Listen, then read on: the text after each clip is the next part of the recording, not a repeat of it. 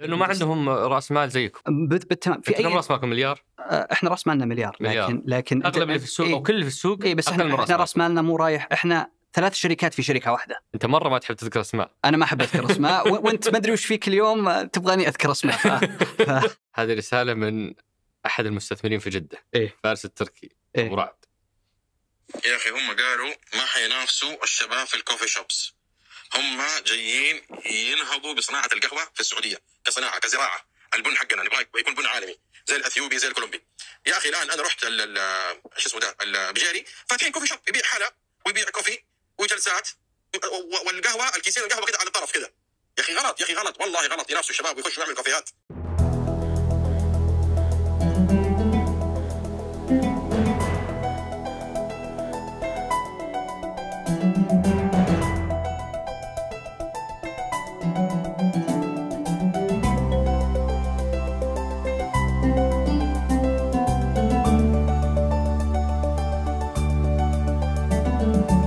هذا سقراط من شركة 8 وأنا عمر الجريسي أستضيف قادة التحول وقادة الأعمال وقادة الرأي.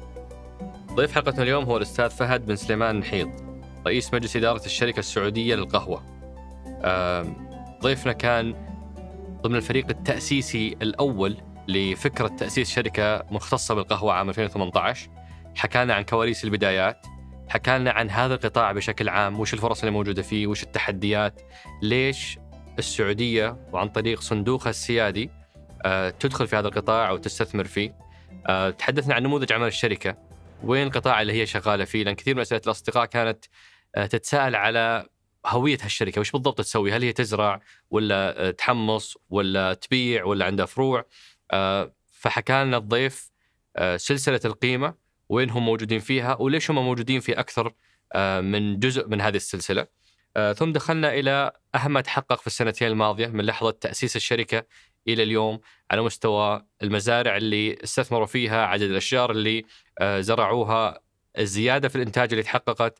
تكلمنا على مصنع التحميص والتغليف اللي هم شغالين عليه. تكلمنا على المركز التجربة أو الفرع الرئيسي اللي فتحوه، وتجادلنا على موضوع هل ينافسون القطاع الخاص بالطريقة هذه. نقلنا وجهة نظر المستثمرين في استيراد البن وبيعه، وجهة نظر ملاك المقاهي اللي يرون هذه التحركات تمثل منافسة غير عادلة معاهم. ناقشناها بانفتاح كبير مع ضيفنا. ثم ختمنا بمجموعة من أسئلتكم الثمينة كالعادة. هل بيبقون فقط في جيزان ولا بيتوسعون إلى الباحة، نجران وعسير؟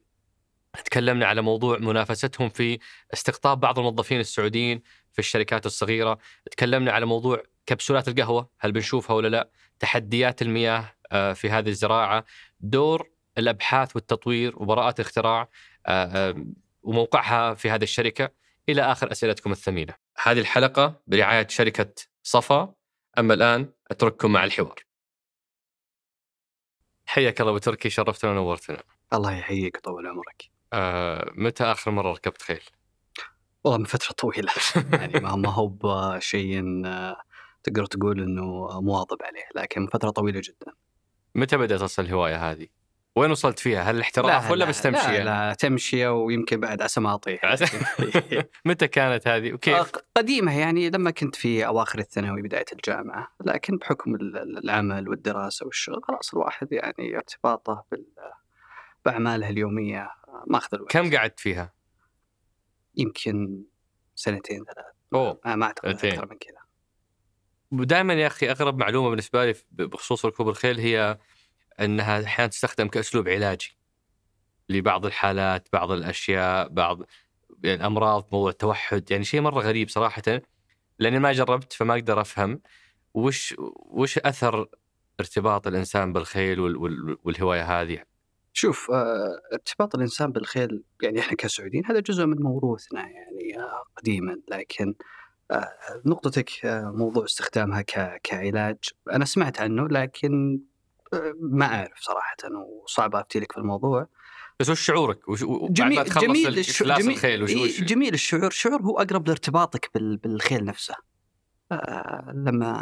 لأنه يكون في انسجام بين يعني الفارس والخيل. فسبحان الله حتى العلاقة، يعني أنا سمعت حتى بعض فرسان السعوديين في الخيل أنه لما يتعب الخيل تبين شوي ونفس الشيء حتى لما الخيل يتعب هو يتضايق ويعني بيدخل في مرحلة شوي اكتئاب. لكن يعني صراحة أنا ماني ولا أنا مبتدئ جدا حتى مرة. ما مرة يعني ما وين وصلت تروت ولا مرة يعني فتقدر تقول كانت ترفيه أكثر من إنه من إنه وأنا طبعي من يوم كنت صغير كنت أحب الكرة أكثر. كرة القدم يعني ما أعتقد الكل يعني ما هي وكنت يعني ما زلت تمارس الكرة ولا؟ والله من فترة لفترة يعني طبعا حسب أنا أركض 10 دقائق وأتعب الكرة لازم تجي حولك ولا بتكون متعبة كثير. هذه يسمونها اللعب على الواقف. اللعب على الواقف مستوى معين من الخبرة ومن التميز تقدر توصل. المشكلة لا خبرة ولا تميز في الكرة الله يحييك أبو تركي. الله يطول. سعداء باستضافتك صفتك رئيس مجلس إدارة الشركة السعودية للقهوة، واحدة من شركات صندوق الاستثمارات العامة اللي كان مثير جدا تأسيسها، كان سريع جدا انطلاقتها وتحولها من خبر إلى واقع. في كثير من شركات الصندوق نسمع عنها مثلا ثم نجلس سنوات ما ندري وش قاعد يصير فيها أو تأخذ وقت طويل لين تبدأ تلامس الأرض. أنتوا كنتوا من أسرع، إذا ما أنتوا بأسرع شركة من يوم ما أعلن عنها لقينا منتجاتها موجودة في السوق. فودنا نفهم أكثر عن قطاع القهوة بشكل عام، نفهم ليش صندوق الاستثمارات العامة يدخل في هذا القطاع، ونبغى نعرف كواليس البدايات بما أنك أنت كنت عايشها. طيب يعني إذا تذكر إحنا لما كانت المحاولة الأولى إنه يكون في بيننا لقاء سابقا فقلنا لا نأجله إلى ما يكون في شيء ملموس نقدر نشرحه للسادة المشاهدين. طبعا الشركة أطلقت في منتصف 2022 من قبل صندوق الاستثمارات العامة كمبادرة من الصندوق لدعم مستهدفات رؤية المملكة 2030. الشركة أطلقت بهدف يعني تعزيز جهود الزراعة المستدامة للقهوة في جنوب المملكة. لما تشوف القهوة كمنتج هي يعني أبعد من ما هو فقط منتج إحنا نشربه أو نستطعمه، هو موروث شعبي، هو جزء من تاريخنا وثقافتنا. من يومنا أطفال وإحنا نشوف القهوة هي أول ما يقدم للضيف. إحنا بعاداتنا كسعوديين إحنا شعب مضياف، عاداتنا وتقاليدنا مبنية على حسن الضيافة والكرم، واللي دائما القهوة أول ما سعودي يعزم سعودي تفضلت قهوة عندنا، أول ما يقدم فنجان قهوة. حتى تلاحظها من الأجانب إنه أول ما تقابل لك أجنبي خارج المملكة يمكن من أوائل الأشياء اللي يتكلمها إذا زار المملكة يقول لك القهوة السعودية. انطلاقتنا كالشركة السعودية للقهوة واكبت حتى وزارة الثقافة لما أعلنت عام 2022 هو عام القهوة السعودية. يعني كانت يعني انطلاقة الحمد لله مع إعلان العام القهوة فأعطت زخم كبير. احنا طبعا الشركة في عمرها البسيط اللهم ودك تبدأ في الشركة ولا في القطاع بشكل عام؟ ودنا وانت يعني اذا تبغى انا ودي يعني قبل ما ندخل في الشركة نبغى ناخذ الكونتكست او السياق. طبعا وش هالقطاع؟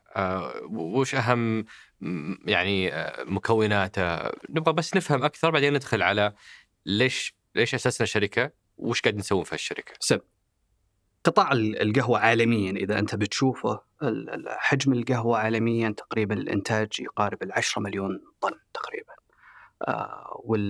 وحجم الاستهلاك يقاربه، يعني تلقى سنة يطلع هذا 2% فوق الاستهلاك، وثم الديماند ينخفض حسب مواسم الزراعة وحسب الاستهلاك. فعالميا المنتج القهوة فيه نمو. يعني لو تشوف الأرقام يمكن آخر الأرقام اللي شفناها كانت 6% تقريبا، ويعتبر معدل النمو يعني جيد. مقابله لما تشوف القهوة، وهذا يمكن معلومة مو الجميع خبر فيها، القهوة ما تزرع يعني إذا بتناظر بن الأرابيكا ما يزرع إلا يمكن من ارتفاع لا يقل عن 800-900 متر فوق سطح البحر إلى حوالي 2000 متر. ففي شيء اسمه حزام القهوة اللي يمتد من أمريكا الجنوبية مرورا بأفريقيا، جنوب المملكة، إلى إندونيسيا وفيتنام. هذا حزام القهوة بدأ يعاني لفترة 30 و20 سنة الأخيرة بانكماش نظرا للاحتباس الحراري، التغيرات البيئية، وهذا الشيء يعني خارج إرادة يعني السوق ما يقدر يتحكم بالاحتباس الحراري، فبالتالي مقابله في بعض الدول اللي أعداد سكانها ضخم مثلا الصين صار فيها شفت كبير من الشاهي إلى القهوة، فالشفت هذا يساعد في وضع شوي ضغط على طلب القهوة. بالإضافة إلى المنتجات الجديدة اللي بدينا نشوفها آخر 15-20 سنة، البراندز العالمية اللي دخلت المشروبات الباردة، المشروبات الحالية، المنتجات اللي يدخل فيها القهوة كعنصر، فبالتالي الطلب كل ما له يتزايد. لما نجي وننزل من الماكرو ايكونوميك على مستوى العالم إلى الماكرو ايكونوميك على مستوى المملكة، احنا تقريبا نستهلك حوالي 80,000 طن في السنة. في نفس الوقت الكباسيتي اللي عندنا إنتاج 300 طن. أنت شايف الجاب، ننتج 300 ونستهلك 80,000 طن. واو. أغلبها من وين مستوردة؟ من دول كثيرة، من اثيوبيا، من كولومبيا، من البرازيل، يعني كل بس هذول أكبر 3 نستورد منهم. حنا تقريبا تقدر تقول اثيوبيا والبرازيل وكولومبيا هم تقريبا الأكبر. طبعا أنت لما تيجي وتنزل ديب شوي في السوق وتشوف تقسيمة السوق بين سبيشاليتي وكوميرشال، تبدأ تدخل الاختلافات. وهذه نبيك بعد شوي تشرحها لنا، لأنه برضه وهذه تبحث ما فهمت الفروقات صراحة. بالتمام. فخلينا نرجع one step back، إنه لما تشوف المنتج وتسمع بتاريخ المملكة في القهوة، ترى القهوة في المملكة يعني هي كموروث ثقافي عندنا واجتماعي وشعبي، هي تراها موجودة في الجزيرة العربية من حوالي 800 إلى 900 سنة، فما هو شيء جديد. ومنها جاء كلمة أرابيكا. أنتم تسمون كذا أرابيكا صح؟ إيه، الآن هي عائلتين. إيه. فيها القهوة عائلتين أساسية، أرابيكا وروبوستا. وأرابيكا تمثل 80% من 10 مليون. بالتمام. تقدر تتكلم 70% شوي. 70%. ف7 مليون من اللي تنتج وتستهلك هي الأرابيكا، واللي مأخوذ اسمها من الجزيرة العربية. بالتمام. الروبوستا له قصة يمكن نشرحها. الروبوستا كان في بداياته، طبعا الروبوستا يختلف، يزرع على مستويات يعني يمكن تقدر تقول على مستوى سطح البحر في بعض الأماكن، لكن ككواليتي ما هو كل أنواع الروبوستا مثل جودة الأرابيكا. لكن الروبوستا مع ارتفاع الأسعار آخر 30-40 سنة بدأ يطلع من 3-4% وجوده في السوق إلى حوالي 30%. فهنا تدخل موضوع البلندز، وموضوع أنه يعني لو تروح السوبر ماركت وتشوف بعض القهوة الانستنت تلقاها ميكس بلند بين أرابيكا وروبوستا، لأنها تنزل السعر فتكون في متناول أيدي عدد أكبر من العملاء. فهنا يعني بطريقة معينة تشرح لك التوجه الأسواق وين رايح الطلب على القهوة. القهوة هي أكثر من أنها منتج، هي صارت عادة في الشخص اللي يشرب قهوة تلقى كل يوم في قهوته موجودة بين يده من أول ما يقوم الصباح. يمكن في بعضهم حتى يشرب القهوة 10-11 بالليل، يعني جو حاضرة هي في كل، يعني حتى في الجدالات حاضرة. صحيح. فالمثقفين يعني يبغوا يذبون عليهم، قال يحتسي قهوة وحقين الادخار والاستثمار أول شيء يستلمونه هو القهوة. لو وفرت كوب القهوة تراك بتصير يعني مبلغ مدري كم. فالقهوة حاضرة في كل جدالاتنا، في نقاشاتنا، كل الأطياف قاعدة تستخدم القهوة في أمثلتها، في نقاشاتها، فهي حاضرة بشكل يعني أساسي في كل حياتنا. بالتمام. هنا تودينا إلى الاستهلاك على مستوى الفرد. الأرقام الحالية السعوديين يستهلكون تقريبا حوالي 6 كيلو 6.5 كيلو في السنة قهوة. وين نحن من العالم؟ هذا للفرد قصدك؟ للفرد. أوكي. للمستهلك الفرد. في دول أقل مننا حكم طبيعة الثقافة، المكان، نوعية الحياة، وفي دول أعلى مننا بكثير. حتى يعني بعطيك فنلندا أعلى average per capita consumption of coffee كم؟ 26 كيلو. أوف. وإحنا 6. إحنا 6.5. فهنا يبين لك انه احنا عندنا لسه في نسبه نمو جايه قدام. يعني الدول الاسكندنافيه، وهنا الشيء اللي يستحق الذكر، وانا ما كنت اعرفه. يعني انا رجل بكل حياتي الباك جراوند حقتي برايفت اكويتي ام ان اي انفستمنت.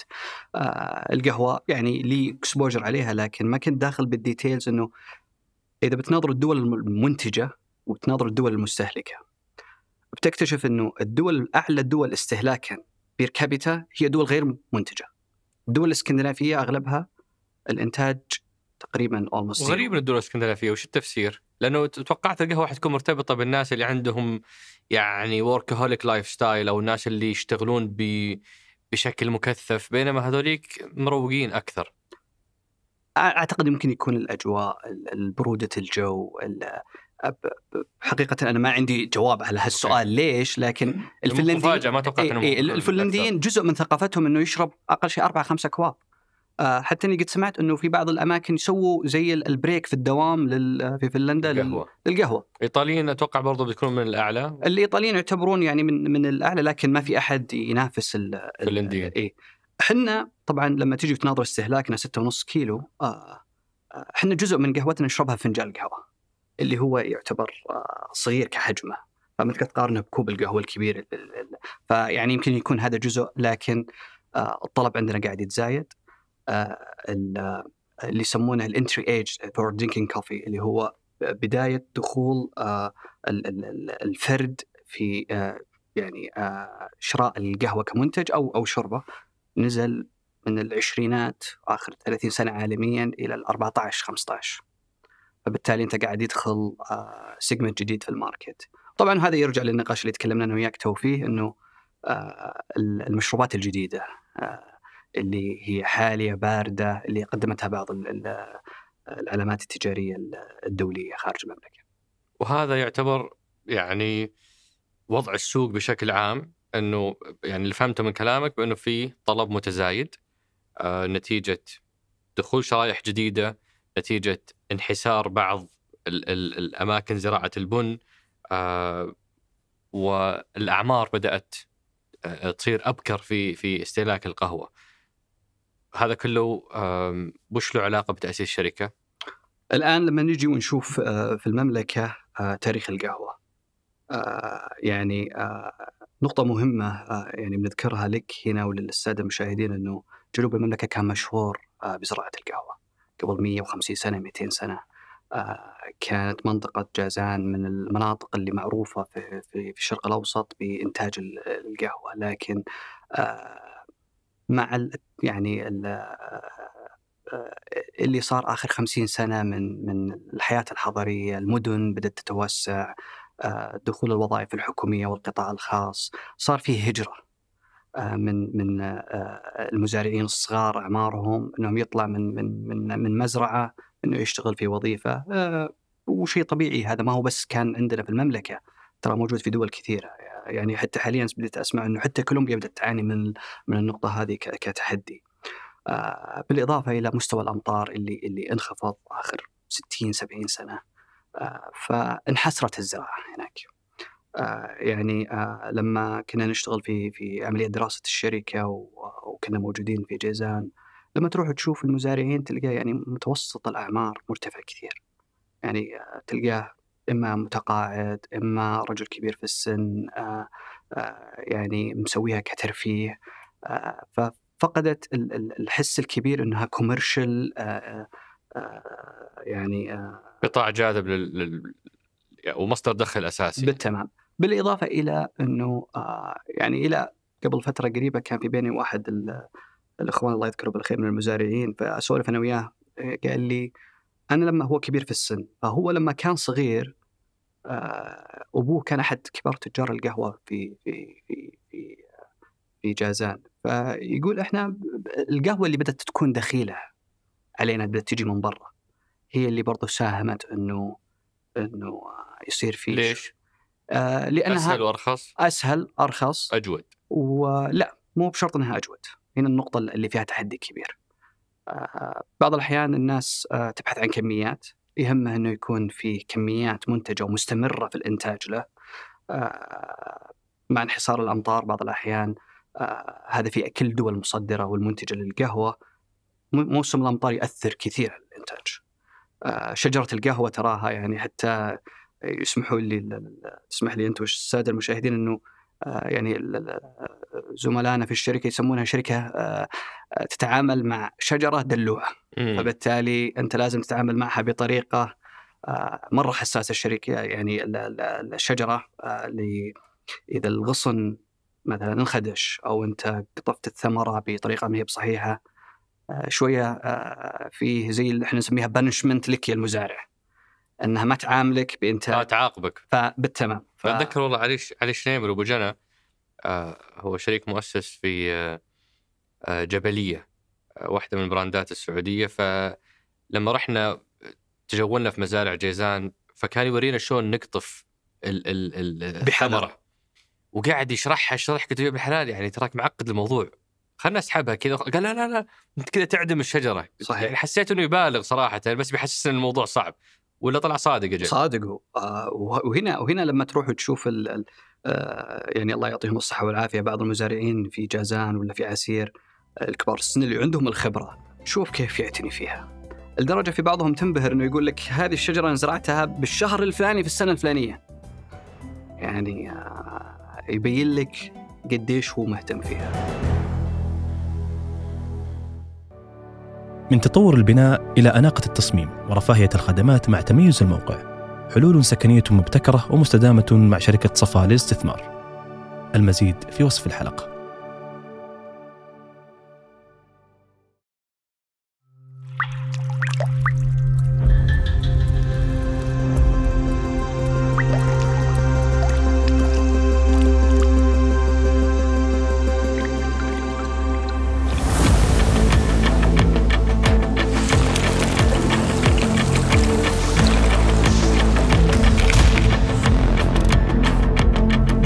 الرسائل لا يمكن تجاهلها. لتتابع العالم، تابع الشرق. بس خلينا نسولف عن بداية الاهتمام بهالموضوع ودراسته كفرصة استثمارية. الصندوق شلون بدأت؟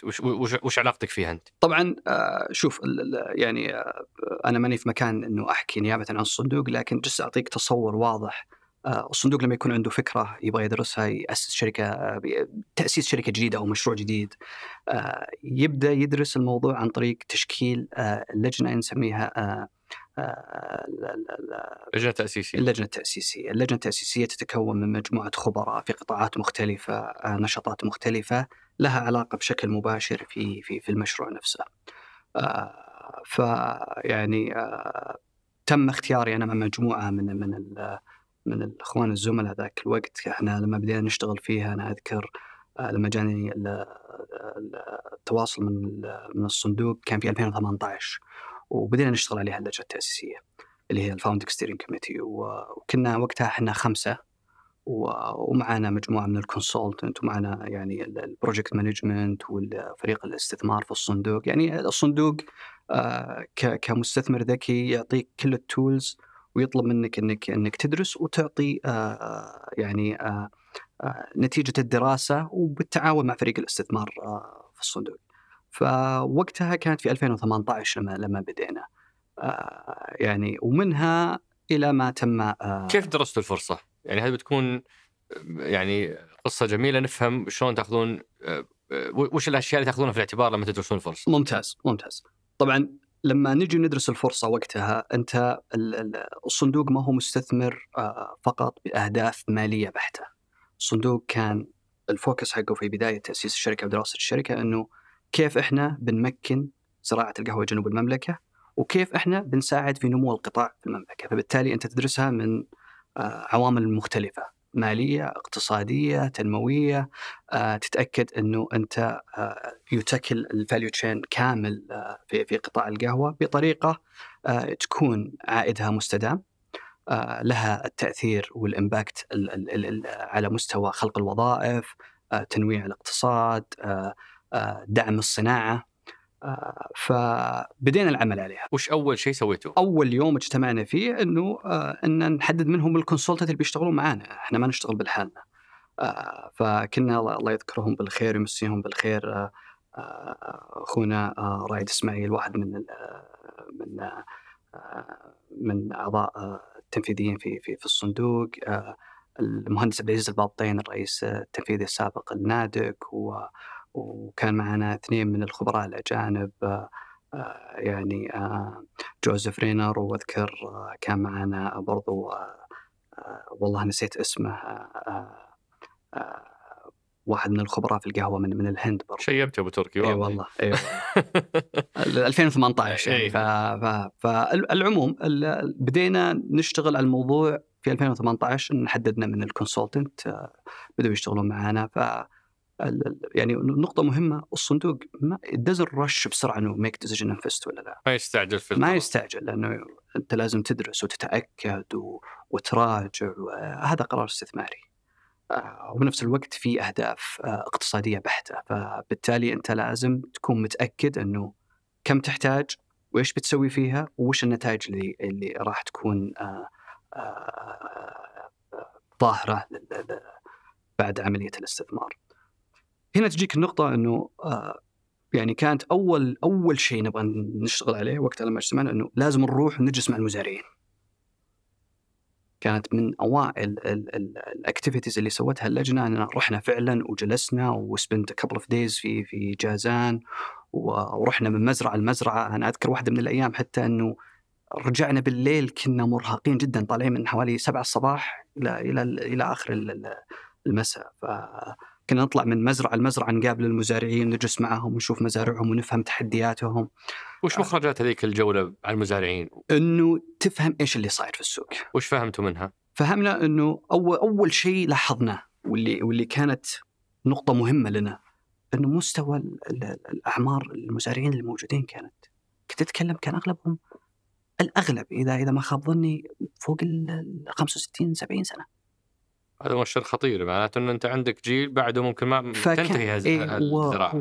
وما شاء الله يعطيهم الصحة والعافية، they are passionate، شغوفين ومثابرين، وعندهم تصميم إنه هالزراعة ذي ترجع تحيا وتكبر. هذه أول ملاحظة. وغيرها النقطة الثانية تحديات المياه اللي هم كانوا يواجهونها، وهذه مو هم بالحالهم في القطاع، أغلب الزراعة في السعودية. ما أبغى أتكلم عن قطاعات أخرى في الزراعة، لكن بتكلم عن زراعة القهوة في العالم، المستوى الأمطار، لأنه شجرة القهوة بالذات الأرابيكا تستهلك مياه ما هي يعني كميات ما هي قليلة. فهنا جت الفكرة إنه هذا التحدي الثاني. حلو. التحدي الثالث إنه فيه عدد من المزارعين، يعني تقريبا الافرج كان وقتها 3000 مزرعة تقريبا في المملكة، وفيه عاد يجيك المزارع اللي حاط وقته كامل ويعني ومسوي واجبه من ناحية عارف كيف يتعامل مع الشجرة، كيف يزرع، كيف يسقي، كيف يحط الفرتلايزرز، كيف يقطف، كيف يسوي عملية المعالجة. فتختلف من شخص لشخص. فالجودة في أحد جودته مرتفعة، في أحد جودته متوسطة، في أحد جودته أقل. فبالتالي هذا تنعكس على سعر بيعه في النهاية، فيكون عائده مبني على مستوى بيعه. فهنا هي تأثر في استدامة البزنس للمزارع هذا. فكان مستوى النولج مختلف كثير، يعني في ناس ما شاء الله تبارك الله عندهم، وفي بعضهم لا والله يعني كانوا يعني لسه في بداية المشوار، زي أنا قبل شوي تقول لي عند الخير. أي نعم. هذا التحدي الثالث. هذا التحدي الثالث.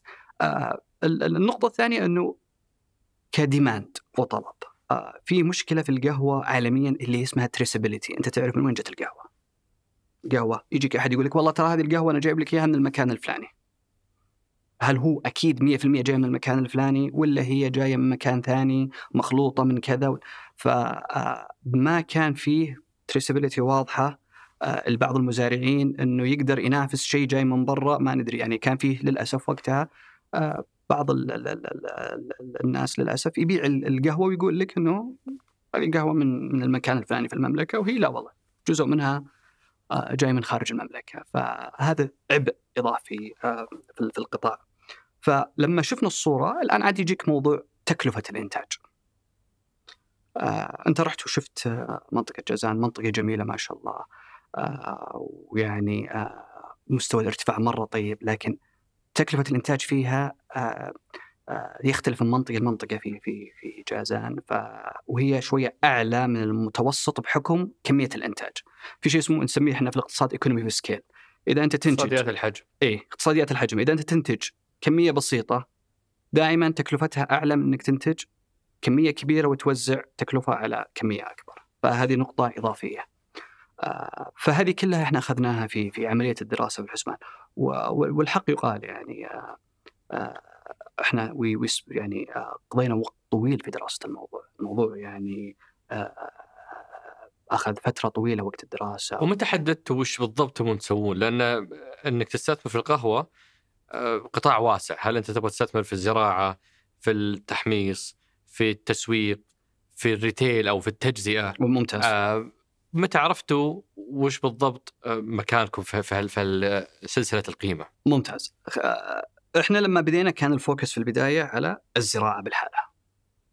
كيف بيكون الاستثمار أنك تكون فقط في البارت الأول اللي نسميه الأبستريم في سلسلة القيمة في منتج القهوة. يعني لما اكتشفنا أنه لا والله التكلفة بتكون شوي أعلى في البدايات. المساهم يعني الصندوق عنده أهداف برضو أنه يعني يحتاج أنه يكون الاستثمار ممكن للقطاع. فبالتالي أنت مو بس تستثمر فترة لا، هي it has to be sustainable، مستدامة.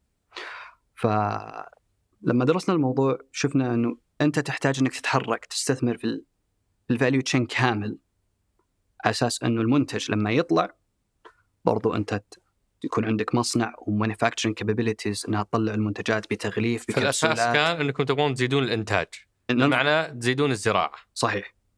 وهذه الحالة ما هي مجدية جدا. هي مجدية على اللونج تيرم، على المدى البعيد. على المدى البعيد. ومجدية إذا أنت بديت تخلق لها السوق يكبر مع الوقت. لكن نفس الوقت أنت كالشركة السعودية للقهوة برضو أنك تقدر أنك تساعد بأن البزنس نفس الفاليو تشين في المملكة لقطاع القهوة أنه يكون قوي، يكون مستدام. أنت تحتاج أنك تستثمر برضو في البارتس الثانية من الفاليو تشين. مثلا ما كان لما شفنا السوق ما كان فيه قدرات تصنيعية، الكبسولات، الانستنت كوفي بالشكل اللي احنا نبغاه، القهوة السريعة والقهوة السريعة اللي احنا يعني نطمح انها تكون موجود. وبعدين بدأ الموضوع يكبر انه لا، مو بس كذا، نبغى يكون جيزان هب للقهوة. يعني جيزان كموقعها الجغرافي على البحر الأحمر فيها بنية تحتية من ناحية الميناء، من ناحية المدينة الصناعية، يعني ما شاء الله state of art. فكيف نقدر نستخدم جيزان بحكم قربها من عسير وجنوب المملكة وين زراعة القهوة، أنه تكون هذه منفذ لزراعة القهوة عالميا. لما تروح تشوف مثلا المدن اللي في العالم اللي مشهورة، مو خلينا نقول بالدول على أساس أنه ما ندخل في التفاصيل. ألمانيا وإيطاليا معروفة كهابس في تريدينج القهوة وتخزين القهوة. ليش ما نضيف المملكة وجيزان جزء منها؟ فهنا جت النقطة أنه لما تسوي المصنع، وجود المصنع في المنطقة هذه بيساعد كثير أنه تكون هاب تريدينج بين تجار القهوة، بين منطقة حزام البن، وبنفس الوقت للشركات الأجنبية اللي ممكن تجي وتفتح أو تجي وتستخدم حتى المصنع اللي إحنا نبني فيه عمليات التعبئة أو التغليف اللي إحنا نسميها الكومانيفاكتشرينج مثلا، ولا البرايفت ليبلينج. فهنا جت الفكرة إنه فهي زي القصة اللي أجزاء وأنت تجمعها إنك تضمن إنه الموضوع راح يكون مستدام. الحمد لله بعد فترة يعني وجت موافقة مجلس إدارة الصندوق على تأسيس الشركة.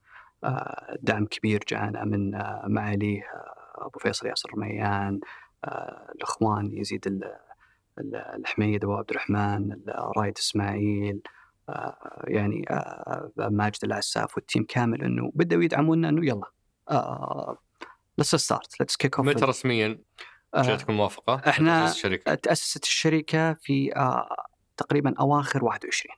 أواخر 21. وأعلنت بشكل رسمي في ماي 22. وطلقنا في ماي 22.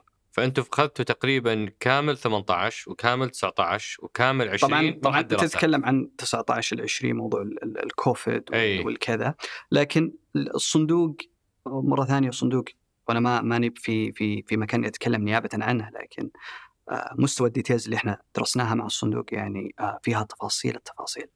فأنت قاعد تتخذ قرار استثماري له امباكت كبير على القطاع، على المزارعين، فلازم أنت تتأكد من التفاصيل.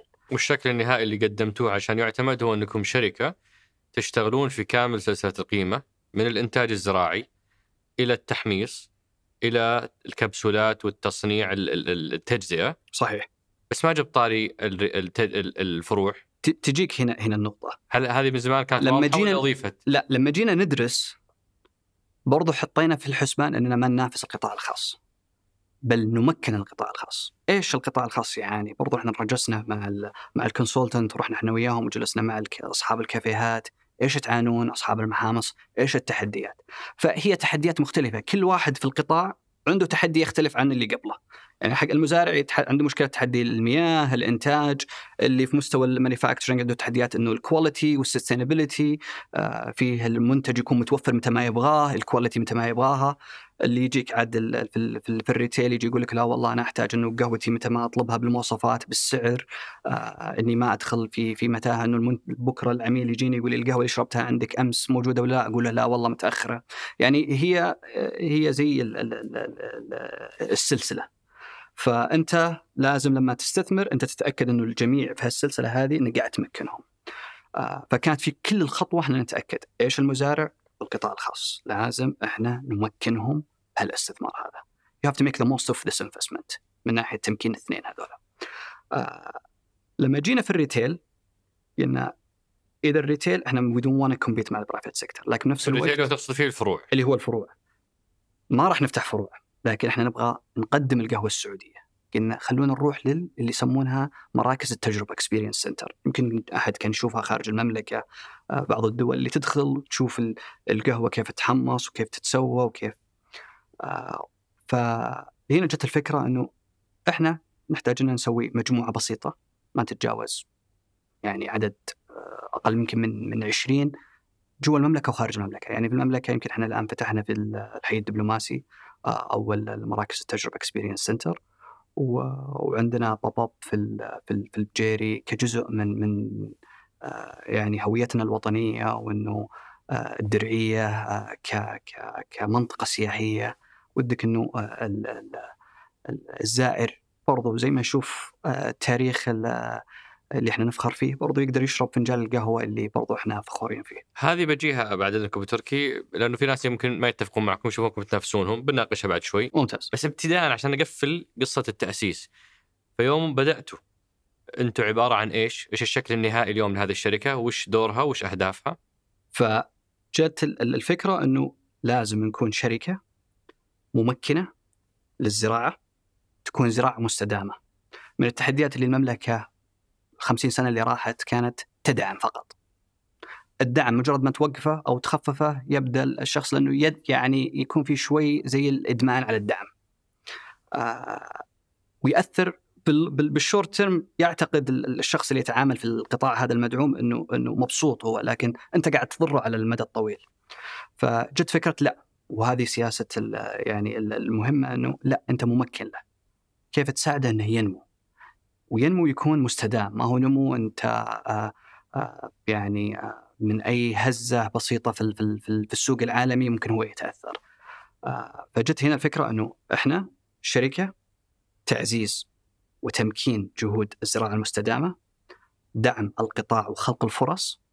جزء من عمل الصندوق إحنا ماسكين قطاع القهوة من ناحية النمو الاقتصادي، الجي دي بي كونتريبيوشن، خلق الوظائف في جنوب المملكة في جيزان، وهذا الشيء يمكن نقدر نتكلم عليه بعدين.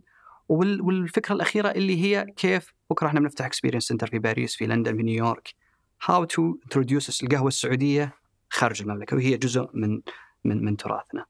فهنا جت الصورة الأخيرة. ممتاز. والحمد لله جت بعدها موافقة مجلس إدارة الصندوق برئاسة سمو السيد الله يطول بعمره، ودعم معالي المحافظ والفريق، وبدينا انطلقنا. طبعا الإطلاق كان في مايو 22 أنا أذكر في بداية 22 كانوا الشباب يعني يستحق ذكرهم هنا.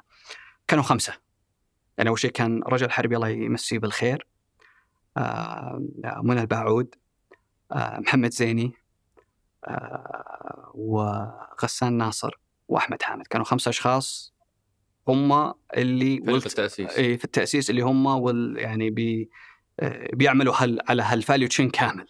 فأذكر حتى في أول اجتماع لنا معهم بعد البورد جلسنا وياهم، فكانوا يقولون هل حنا لازم؟ فكنا نقول لهم لا، أنت ما تقدر تبدأ واحد وتخلي الثاني تأخره، أنت لازم تبدأ فيهم مع بعض.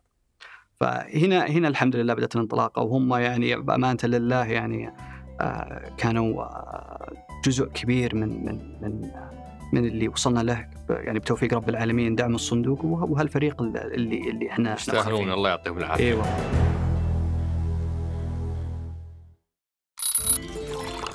10 دقائق من صباحك كفيلة بإطلاعك على ما يهمك ويعنيك من أحداث العالم. وعلى الصعيد العامي جيش الاحتلال الإسرائيلي بودكاست الفجر إخباري، وننشر من حلقة فجر كل يوم. نتكلم فيها عن جديد العالم من أحداث وأخبار، ونشرحها ضمن سياقها من تاريخها لتطورها، كل يوم بيومه، كل خبر بوقته. بودكاست الفجر متوفر على جميع منصات البودكاست. اشترك وتابع الجديد. فالآن حنتكلم على 2 من تأسيس الشركة، بداية 22، إعلانها ماي 22، الآن إحنا في بداية 24. 2 مرت على الشركة هذه، وش اللي يتحقق حتى الآن؟ وخلنا نبدأ من أهم عنصر اللي هو عنصر تمكين المزارعين وزيادة الإنتاج. ممتاز. خليني ناخذ الأعداد في البداية. اليوم إحنا تقريبا عندنا حوالي 10 مليون متر مربع قاعدين نشتغل عليها، نسميها الاستثمار الزراعي. هذه عملية الاستثمار اللي احنا نشتغل فيها مع المزارعين، انه المزارع نجي ونشكل شيء نسميه فريق العمل على المزرعة النموذجية. فتجي للمزارع تقول له والله، طبعا هي مجموعة من المزارعين، لأنه الإيكونومي في سكيل ولا سياسات اقتصاديات الحجم انك تحتاج حجم المزرعة يكون كبير انك تقدر تستثمر فيها البنية التحتية. فاللي سويناه انه الحمد لله اليوم عندنا تقريبا المزرعة الأولى في طلان انتهت بالكامل، بناء البنية التحتية، زراعتها بالكامل. مزرعة قيار اللي المزرعة الثانية، المزرعة الأولى طلان 1,000,000 متر مربع، قيار 2,000,000 متر مربع. الآن تونا بدينا نشتغل على 7 مزارع إضافية، بنوصل حوالي 10 مليون متر مربع بجهود الشباب. فحاليا 10 مزارع تقريبا 10 مليون متر مربع. اليوم احنا زارعين تقريبا هالأسبوع وصلنا حوالي 150,000 شجرة. المملكة قبل تأسيس الشركة السعودية للقهوة كان تقريبا العدد حوالي 350,000 شجرة. الشركة السعودية للقهوة بالحالها كنتريبيوتد للزيادة بالحالها خلال هالسنة ونص من إطلاقها حوالي 42-43% نمو في عدد الأشجار.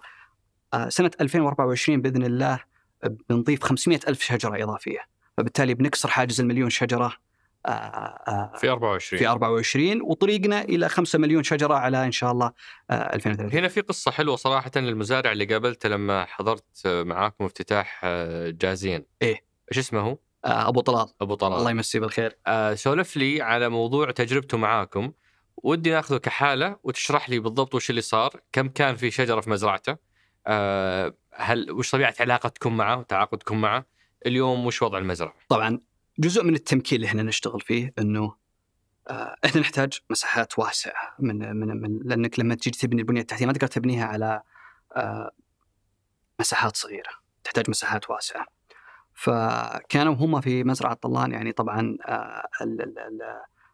ونقطه مهمه ودي ارجع بس شوي، انه بعد تاسيس الشركه كنا نروح وندور، يعني أنا شخصياً ومجموعة من الأخوان في الشركة، ونقابل المزارعين كانوا متروعين منكم، يقولون الله يستر، كانوا في فيها نزع وإيقاف، كانوا متخوفين كثير. وكان الهدف إني شخصياً أحب أروح إنه أنا أتكلم معاهم إنه يسمعوا مننا بشكل أوضح. فكنا نروح ونقابلهم، يعني جزء منه يعني خليني أقول لك، كان بعضهم كبار سن يقول لي الله يذكرهم بالخير، بعضهم يقول لي شفت الجبال هذه كلها اللي ما فيها الآن قهوة، هذه كانوا لما كانوا صغار قبل 80-90 سنة كانوا يذكرون مزروعة بالكامل بالقهوة. يعني شيء يبين لك كيف أهل المنطقة يحبون زراعة القهوة، ويعني وعندهم مثابرة وتصميم على إعادة إحياء المنطقة. فلما جينا تكلمنا معهم قلنا لهم إحنا عندنا نموذج اسمه النموذج المزرعة النموذجية. إحنا بنستأجر الأراضي، نحط فيها البنية التحتية وبنزرعها، بالإضافة إلى أننا نوظف أبناء المنطقة سواء في الجبل الفلاني ولا في الجبل الفلاني بدون ما ندخل في أسماء، أنه يتعلموا الزراعة على أفضل المعايير. فترة الأجار تمتد إلى 15 سنة. بعد 15 سنة المزارعين يرجعوا ياخذوا المزرعة بالبنية التحتية، بالأشجار اللي إحنا وياهم اشتغلنا عليها بزراعتها، ونعرف الكواليتي ونعرف جودتها، ونكمل معاهم. إذا يبغون يكملوا معنا نشتري منهم المنتج، فإحنا شارين المنتج. بالعكس شيء إحنا يبغوا يبيعونه لأحد ثاني، بالعكس. أول معلومة أنكم تستأجرون أراضي ما تشترونها. صحيح. تستأجرون أراضي بمساحة 1,000,000 متر مربع تقريبا، مساحات كبيرة عشان تكون بدون ما ندخل في المساحات. أنا نتكلم مساحات يعني شوي مساحات كبيرة عشان تصير مجدية. تشتغلون على البنية التحتية. وش تقصد فيها؟ خزانات موية وغيره؟ أنظمة الري، خزانات الموية. النقطة مهمة يمكن حتى الله يمسيهم بالخير المهندس عبد العزيز البابطين ورايد إسماعيل يذكرون لما رحنا أول زيارة الجيزان، فوصلنا 1700-1600 متر. فأذكر أنه مرة أنا ماسك الجوال ما انتبهت، فلما نظرت تحت فكنا إحنا في السيارة ما تشوف يعني الأرض آخرتها. فأول فترة كنت شوي أنا أخاف من المناطق المرتفعة، بس الحين سبحان الله صارت شيء طبيعي. حتى اللي يروح معي يقول الحين متعود كتير، يعني سبحان الله العظيم الشخص. فالجغرافية المكان متعبة، فبالتالي البناء إنك تبني مدرجات وتزرعها شيء ما هو سهل ومكلف. وهنا تيجي فكرة أنه ليش تكلفة الإنتاج شوي مرتفعة هناك. مزرعة قيار اللي هي المزرعة الثانية بين أقل مدرج ارتفاعا وأعلى مدرج في المزرعة عندنا حوالي 600 وشي متر. فتخيل يعني لدرجة أنه زملائنا في الشركة لما يطلعوا من المدرج الأول بالسيارة إلى المدرج يأخذ حوالي نص ساعة بالسيارة. تخيل يعني.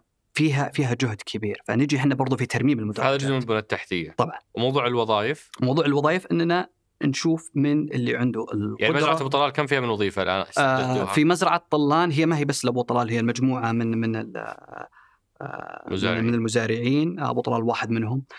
تقريبا عندنا الآن فيها حوالي 10 مزارعين من أهل المنطقة في الجبل نفسهم. كلهم سعوديين؟ كلهم سعوديين. بالإضافة إلى عندنا فيه مزارع، أنت لازم تفهم الفكرة، في عمالة وفي مزارعين وفي مزارعين رئيسيين. احنا نتكلم المزارعين كلهم سعوديين، ونحن ندعمهم في فترات اللي احنا نحتاج فيها زراعة الشتلات. في أوقات موسمية يصير يعني تحتاج عمالة أكثر، وهذه القطاع كله كذا عالميا. يعني هل من ضمن دعمكم معدات؟ طبعا احنا المعدات احنا نجيبها، نبني المدرجات، نساعد في تهيئة البنية التحتية. كل هالبنية التحتية بعد فترة 10 إلى 15 سنة ستعود إلى كم مدة عقود الأجار أنتم؟ تقريبا إلى 15 حاليا، قابلة للتمديد بناء على موافقة الطرفين. حلو. ولو بنكمل مع قصة مزرعة طلان، كم كان فيها من شجرة؟ كم صار اليوم؟ في بداياتها كانت ممكن ما تتجاوز 2000 شجرة، 1,000,000 متر كاملة. اليوم بالحالة طلان أتوقع تجاوزنا 85,000. من 2000 إلى 85,000 تقريبا. ما شاء الله تبارك الله. واستحدثتوا فيها ال10 وظائف هذه ما كانت موجودة. أنت تتكلم هذه وظائف دائمة ليست موسمية. لا دائمة. يعني رواتبهم لا دائمة. تأمينات اجتماعية، تأمين طبي، كله ومستمرة جدا. النقطة الإضافية اللي تستحق الذكر هنا أنه أخذنا الإكسترا مايل، ولا هو يعني النقطة الإضافية، قلنا كل الأعمال اللي بتسويها الشركة من ناحية البنية التحتية، بناء المدرجات، التنظيف، قلنا ليش ما نعطيها شركات من منطقة جازان في الجبال، المؤسسات فهذه لاقت يعني بتوفيق رب العالمين يعني. فكانت زي المحرك يعني. أذكر الشباب يقولوا لي أن بدينا نعاني إنه المعدات ما تكفي طلبنا الموجودة مثلا في الداير، فخلقت وظائف إضافية. وهذا جزء من المانديت اللي لما أقول لك الصندوق هو مستثمر ذكي، هو مو بس فقط يبحث عن العائد المادي، هو يشوف تنمية وين التنمية وين التنويع الاقتصادي. وهذه كلها المعدات، الأرض، الأشجار ستعود ملكيتها لأصحاب المزرعة بعد انتهاء فترة الاستئجار. أصحاب المزرعة نقطة مهمة تستحق الذكر، وهذا مجهود يعني من الزملاء وحتى إرادة ويعني ورغبة المزارعين. يعني مزرعة طلان إحنا نتعامل هي 1,000,000 متر تقريبا، الملاك فوق 100 شخص. 100 شخص. فأنت هو العقد الشركة السعودية للقهوة versus 100 شخص. ما شاء الله. إيه يعني صفحة التوقيع هذه الحالة 3 صفحات. إحنا مستخدمين بروسيس إنه كل يوقع ويفوض أحد إلى ما توصل للشخص، ففي بروسيس. فبس أنت تتفاوض وتحاول إنك ترتب الأمور إنه الجميع يكون مقتنع. كان في خوف في البداية من بعض المزارعين، هذولا إيش جايين يسوون ولا إيش يبون، زي ما قلت. لكن الآن صار الموضوع بالعكس. الآن هذه جزء من إحنا نسميه الاستثمار الزراعي، وهذا اللي إحنا قاعدين نتبع في المزارع النموذجية اللي إحنا نسويها كشركة السعودية للقهوة، بهدف أولاً رفع الطاقة الإنتاجية بسرعة، ثانياً تدريب وتعليم أهل المنطقة أفضل الممارسات، أفضل البراكتسز والتكنيكس في زراعة القهوة، نقدر ترفع الإنتاج. ويجي إضافة لها اللي إحنا نسويه مع المزارعين. إحنا نشتري برضو من المزارعين، مو بس إنتاجنا من مزارعنا، لا، نشتري من المزارعين. عملية الشراء تمر بمرحلة، المرحلة هذه مهمة كثير، إنه مو بس الهدف الشراء. أنت في زي الفورمولا، أنت لما نشتري منك يا عمر مزارع، الكواليتي حقتك تتحدد فيها السعر. وهذا نموذج ستاربكس ولا لا؟ ستاربكس ما تملك مزارع. خلينا نبتعد عن ذكر أسماء. يعني أنا ما أبغى أتكلم، أنا ما أعرف إذا ستاربكس تملك مزارع ولا لا، ولا أبغى أدخل في الموضوع هذا. ما نبغى ندخل في حساسيات مع يعني في بعض الشركات العالمية ما تملك مزارع، في بعض الشركات العالمية. لكن نقطة مهمة، الشركة السعودية للقهوة هي في يونيك بوزيشن، إنه إحنا يمكن من القلائل العالميين اللي نشتغل بالفاليو تشين كامل. فأنت تلقى يا أحد يشتغل ريتيل ميد ستريم، يا تلقى أحد يشتغل فارمينج بالحالة، يا تلقى أحد يشتغل ميد ستريم بالحالة. صح، بس أنا عشان أفهم علاقتكم بالمزارعين، فأنتم عندكم المسار الأول المزارع النموذجية، تستأجرون الأرض تطورونها مع أصحابها، صحيح، ثم تعود لهم. المسار الثاني أنكم تشترون محاصيل المزارع الأخرى حتى اللي ما لكم علاقة فيها، شريطة أنها توصل لمعايير معينة أنتم والمزارع متفقين عليها. بالتمام. وهذه هل بديتوا في شيء فيها؟ اشتريتوا شيء؟ الآن طبعا احنا نشتري من بداية الشركة، وإحنا نشتري، ندعم بالشراء وتقديم المشورة وأفضل الممارسات. عندنا تيم إدارة كاملة R&D يطلعوا يقابلوا المزارع، يشوفون الثمر، احنا نسميه كرز البن في الشجرة، يفحصه، يمشي معاه في البروسيس، ويقول له والله أنت لازم تسوي كذا، تقلل كذا، تزود كذا، تسوي الطريقة الفلانية أفضل، تتبع الممارسة الفلانية أفضل. وبالتالي يزداد اليلد اللي احنا نسميه هو عائد الشجرة نفسها، جودة القهوة. ترى جودة القهوة الكوب الواحد من مكان لمكان يختلف، من مزرعة لمزرعة تختلف. فتجي هنا نقطة أنه أنت قاعد تدعمه، مو تدعمه، خلينا نقول تمكنه أنك تشتري منه بسعر السوق، لكن مربوط بمعادلة أنك إذا أنت بذلت مجهود أكثر كواليتي زي أي مكان ثاني في أي مكان ثاني في العالم، أنت بسعرك بيعك بيرتفع، وبالتالي عائدك بيرتفع، فتحمسه أكثر. والحمد لله بدأت تبين نتائجها الآن. ممتاز. وهذه أبو تركي هي المسارين، ما في غيرها في علاقتكم مع المزارعين. في عاد يجي موضوع الأكاديمية اللي أطلقناها. حلو. احنا أقول لك يعني احنا يونيك بوزيشن، والدعم اللي يعني محصلينه من المساهم الصندوق يعني كبير. أطلقنا أكاديمية، احنا قلنا حتى في التدريب احنا ما احنا بس في الزراعة، احنا ندرب كل الفاليو تشين كامل. دربنا في بس بالحالة في 2023 فوق 450 متدرب، نساء رجال أعمار على أي مهارات؟ وش المهارات؟ على مهارات الزراعة، مهارات التجفيف، مهارات التحميص، التذوق، أنك كيف تتذوق وتعرف إيش يحتاج هذا، إيش ناقصه هذا وين السكور حقه. فهذه من جزء من الكونتريبيوشن اللي احنا قاعدين. مين شركة خبرة معاكم في الأكاديمية؟ احنا عندنا التيم حقنا، بالإضافة إلى في ناس خبراء، احنا أشخاص نجيبهم معنا يدعمون. وش الدولة أو التجربة اللي أنتم قاعدين تحاكونها بشكل أكبر؟ احنا من التجارب اللي عجبتنا كثير فيه تجارب في كولومبيا والبرازيل مرت بالفترات هذه، كيف المزارع تدعمه بطريقة تحفزه انه يتعلم وانه يقدر ينتج بكميات وجودة اعلى. وهنا سؤال على موضوع التركيز على تجربة البرازيل وكولومبيا، لانه في احد الاصدقاء سأل، انا مرة غشيم في الاشياء هذه بس بنقل سؤاله، يتكلم على ان الهندوراس وسلفادور دول منتجة للبن وأقرب لطقسنا من حيث ندرة المياه وطبيعة الجغرافيا حقة البلد أكثر من البرازيل وكولومبيا. فإحنا قاعدين نجيب ناس ظروفهم ما تشبه ظروفنا ونعتمد على خبرتهم. ليش ما رحنا للهندوراس وسلفادور أقرب لنا؟ شوف الهندوراس مثلا إذا بتناظر جغرافيا إحنا في جنوب المملكة الجغرافيا شوي كتضاريس صعبة. أنت في الجبل وأنت رحت وشفت. إيه. يعني يعني المدرج الواحد بعض الأحيان يكون 2 متر. بس من أقرب لنا البرازيل للهندوراس؟ لا أنت شوي يونيك أكثر منهم كلهم. يعني في بعض المزارع في كولومبيا والبرازيل وهندوراس تطلع فوق الجبل وتسوق السيارة بسرعة منطقية ومنطقة فيها شوي هضبة. هذه تساعدك في الزراعة. عندك طبعا بعض الدول دخلت في الروبستا وزراعة الروبستا اللي هي تقدر تطلع بالإنتاج بسرعة، لكنها ما هي الشيء اللي تقدر تقول إنها موطنك أزارابيكا زي في المملكة هنا. فهنا جت فكرة إنه كيف تدعم من ناحية المزارع النموذجية، من ناحية النولج والشراء. إحنا نشتري وبالعكس نحفز الثانيين إنه برضو يشترون. كم بنوصل في عدد المزارع اللي تشتغلون معهم؟ إحنا ما نتكلم على عدد مزارع، إحنا نتكلم على عدد أشجار وطاقة إنتاجية. لأنه المزرعة ممكن في واحد عنده 5000 شجرة، وواحد عنده 500 شجرة، وواحد عنده 20,000 شجرة. فأنت يعني خليك على نطاق 300 طن. 300 طن إحنا التارجت حقنا من المساهم طالب 8 أضعاف اللي هو 2500 طن. 2500 طن. فهذه لازم أنت تطلع إلى خلال 2030 6 سنوات. باقي لنا 6 سنوات. هذا بالنسبة لي عدد 7 سنوات إذا بتحسب نهاية 2030. بس إحنا داخليا إن شاء الله أننا بنجيب هذا حجم الإنتاج. كم يعني هذا الإنتاج؟ كم متر مربع ولا كم شجرة ولا وشلون نقيسها؟ هنا تقيسها حجم الإنتاج. طبعا الشجرة ما نبغى ندخل في الرياضيات شوي. أي ما نبغى نصعبها. ما نبغى نصعبها، لكن الشجرة الواحدة تنتج تقريبا بين بن أخضر. أنت لازم تفرق بين زهرة البن أو خلينا نقول كرز البن، وبعدين لما تجففها تفقد يعني كمية كبيرة من الموية. فالبن الأخضر تقريبا الشجرة تعطيك بين النص إلى 600 جرام، من نص كيلو إلى 600 جرام تقريبا.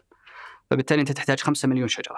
5 مليون شجرة. إحنا اليوم نتكلم عن 500,000. الحين إحنا وصلنا تقريبا حوالي 500,000. فنبغى نضاعف عدد الأشجار 10 أضعاف الموجود اليوم عشان نحقق 2500 طن في 2030. بالتمام. وهذه تتوقع أغلب النموذج بيكون المزارع النموذجية تجون تستأجرونها ولا أنك بتشتري محاصيل؟ لا أنت هي كلها من هنا ومن هنا. لكن كم في المية؟ إحنا 50-50 إحنا نتوقع بتكون يمكن يعني الرينج ما هي. لكن إحنا شخصيا مو شخصيا خليني أقول كمجلس إدارة يعني نستهدف أننا نحاول نغطي أقصى عدد ممكن، لأنك دائما you aim for higher. إن جت زيادة الحمد لله نغطي أقصى شيء يعني نتجاوز 5 مليون. مفهوم. بس إنها بتكون عن طريق إنك تشتري من الموجود ولا إنها بتكون مزارع أنت استأجرتها؟ لا أنت يعني حاطها 70-30 يمكن. الأغلب طبعا الاستثمار الزراعي اللي احنا نسويه انك تستاجر المزارع طبعا وتبنيها طبعا. فمن 5 مليون تقريبا حيكون 3 مليون ونص الى 4 مليون هذه مزارع انت استاجرتها وانت اللي طورتها. بالتمام. النقطة الإضافية انه تمكين المزارع انك تدعمه برضو بأفضل الممارسات انه انتاجه يزود. الشجرة ترى توصل بعض الأحيان أعمارها إلى 60-70 سنة شجرة البن. صحيح. لكن في أول ما تنتج يكون إنتاجها قليل، بعد السنة السادسة السابعة يعني يبدأ الإنتاج يكون أعلى. فإحنا ماسكين المسارين. الآن عندنا طبعا المسار الثاني اللي هو اللي نسميها المحفزات اللي نقدمها للمزارعين، وهذا شيء إضافي نشتغل عليه الآن. فإحنا نشتغل على الثنتين. يعني إن صارت 50-50 بس إحنا العدد حقنا واضح 5 مليون شجرة. إن حصل زيادة من المزارعين بالعكس هذا الشيء بنكون فخورين جدا فيه. لكن تتكلم كإنتاج المملكة كامل. ولو في أحد يسمعنا اليوم بينظر لها كفرصة استثمارية، وش الفرصة اللي في هالمنطقة هذه؟ هل لو أنا جيت وتعاونت مع أهالي جيزان، ولو أحد من أهالي جيزان عنده مزرعة كيف يستفيد من هالفرصة؟ شلون تتحول إلى فرصة استثمارية بدل ما أنتم فقط اللي تزرعون 5 مليون شجرة، ممكن إذا الموضوع مجدي يجون ناس ويزرعون ويبيعون عليكم. طبعا احنا نرحب بأي أحد عنده يعني أنه بيزرع، بالعكس. وش بطبيعة العلاقة؟ يعني طبيعة العلاقة ودنا أنه يتواصل معنا في البداية، يعني نقدر نعلمه ونساعده كيف أفضل الممارسات، لأنه زراعة القهوة أنت تستثمر ما راح تشوف العائد حقك إلا بعد 2-3 لما تبدأ تثمر الشجرة. فكل ما يكون أبكر أنه هي انجيج مع الشركة أو يتواصل مع الشركة، كل ما يكون أفضل لنا. وهذه وش البوابة حقتها؟ البوابة فيه طبعا موقع الويب سايت حق الشركة، الموقع الإلكتروني، في أرقام الهواتف، وحتى لنا وجود في منطقة جازان، والآن احنا نتوسع إن شاء الله في عسير قريب. هذا الجزء الأول من الحكاية، وأظنه جزء جدا إيجابي، وأعتقد أنكم قاعدين تقومون بشيء رائع في هذا المكان. نجي لبقية القصة اللي مو بالضرورة بنفس الإيجابية. طيب خلنا بس قبل ما نطلع من هنا. طيب أنت جازك لأنه إيجابي هنا الوضع. إيه ما ودنا والجهة الثانية إيجابي بالتأكيد، يعني بكون معك. بس أقصد إنه عليها مآخذ المنطقة الثانية. بس كمل تفضل. يعني إحنا الكوميتمنت إننا بإذن الله ونريتش 5 مليون شجرة. حلو. كمجلس إدارة وإدارة تنفيذية 5 مليون شجرة هذه لا محل. 2500 طن 2500 طن بإذن الله. ولا أعتقد إنه خيار. ليش؟ شوف، لما يكون عندك مساهم زي صندوق الاستثمارات العامة، مساهم ومستثمر ذكي، هو يجي ويستثمر معك، يعينك كمجلس إدارة، لكن بنفس الوقت يتابع وراك، يتأكد أنك ماشي بالمسار الصحيح، يتأكد من معلوماتك، يتأكد من أمورك كلها في الموضع الصحيح، أنك في هالفترة هذه أنك بتحقق. فهذه تحط عليك عبء. يعني إذا مستثمر ممكن لك وأنت تتهاون، أو مو تتهاون، خلنا نقول يعني ما تكون بالسرعة المطلوبة، أعتقد بيكون يعني شيم علينا إحنا كمجلس إدارة وعلى الإدارة التنفيذية. تمام. النقطة الثانية، إحنا يعني حتى الشباب لما تشوفهم they become emotional شوي، صاروا عاطفيين تجاه الزراعة. يعني القصص، يعني قبل فترة كنت أتكلم مع الهيد اوف اوبريشن عندنا، يقول لي في أحد كبار السن الله يعطيه الصحة والعافية من مزارعين جيزان، لما جاء وشاف واحدة من المزارع قام يبكي، يقول هو عمره 90 تقريبا الرجل الله يعطيه الصحة والعافية، يقول أنا كنت أتوقع بموت وهذه خلاص ماتت الأرض.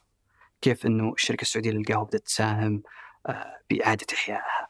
ففيه جانب شوي عاطفي، وهذا الشيء الغريب إنه أي أحد يعمل في الشركة السعودية للقهوة أو يكون حولها يكون في attachment. يعني أنا بدون ما أذكر لك الأسماء، في ناس برا القطاع لما نقابلهم تلاحظ فيه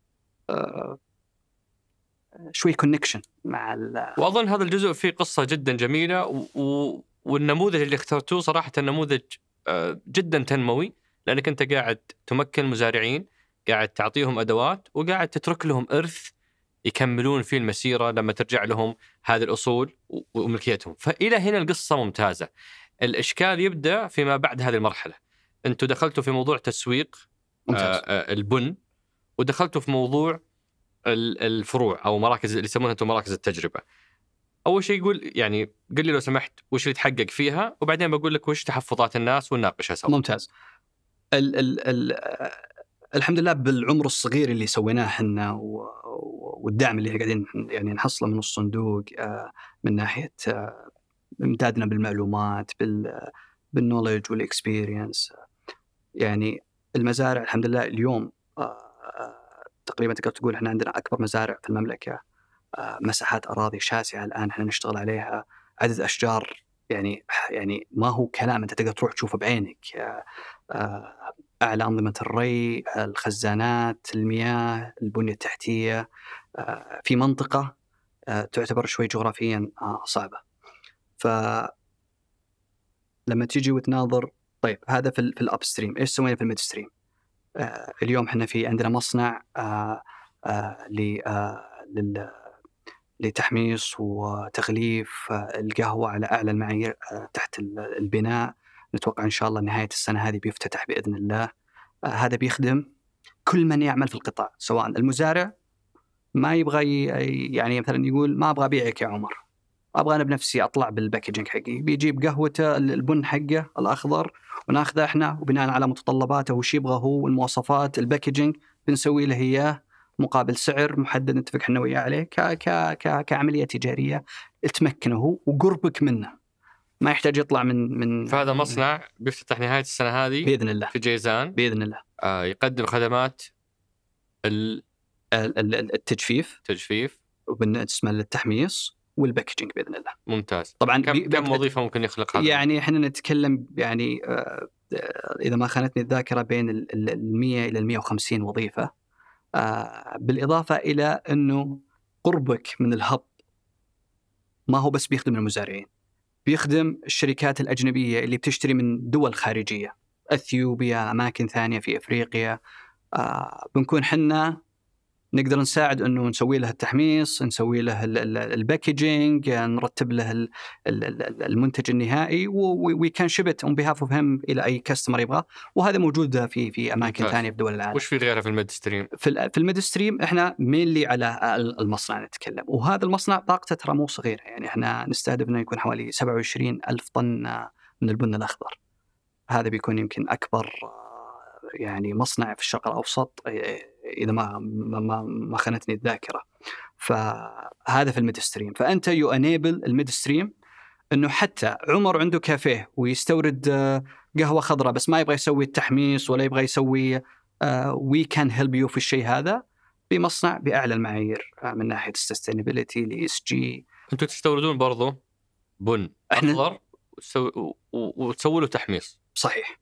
هنا بعض الناس منزعجين منكم انه انتم قاعدين تنافسون المحامص، المحلات المحليه، قاعدين تحرقون اسعار. ممتاز. تضربون هوامش لناس ما عندهم ملاءتكم الماليه، وعندكم حلول سداد مطوله تتبيعون بالاجل 3 إلى 6 شهور، وهذا شيء ما يقواه المستثمر الصغير او رائد الاعمال الصغير.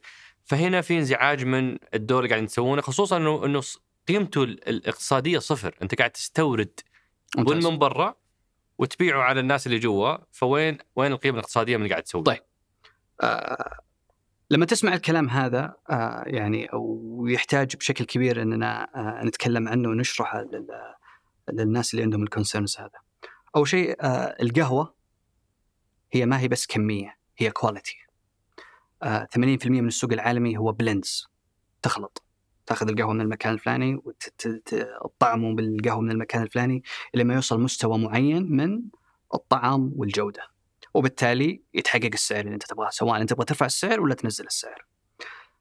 لما تيجي وتناظر في الفاليو تشين الريتيلز، صاحب الكافيه عنده خيارين: يا يروح العمر وياخذ من عمر، يا يروح للشركة السعودية للقهوة وياخذ من الشركة السعودية للقهوة، يا يروح ياخذ من فلان ولا من الشركة الفلانية ولا إيش يأثر في سعر الكوب القهوة الأخير، وإيش يأثر في عملية التشغيل للكافيه اللي هي القهوة. لازم يكون الافيلابيليتي، متى ما عمر يبغى قهوته مستودعة خلص يبغى يطلب القهوة موجودة. التريسابيليتي مهمة كثير.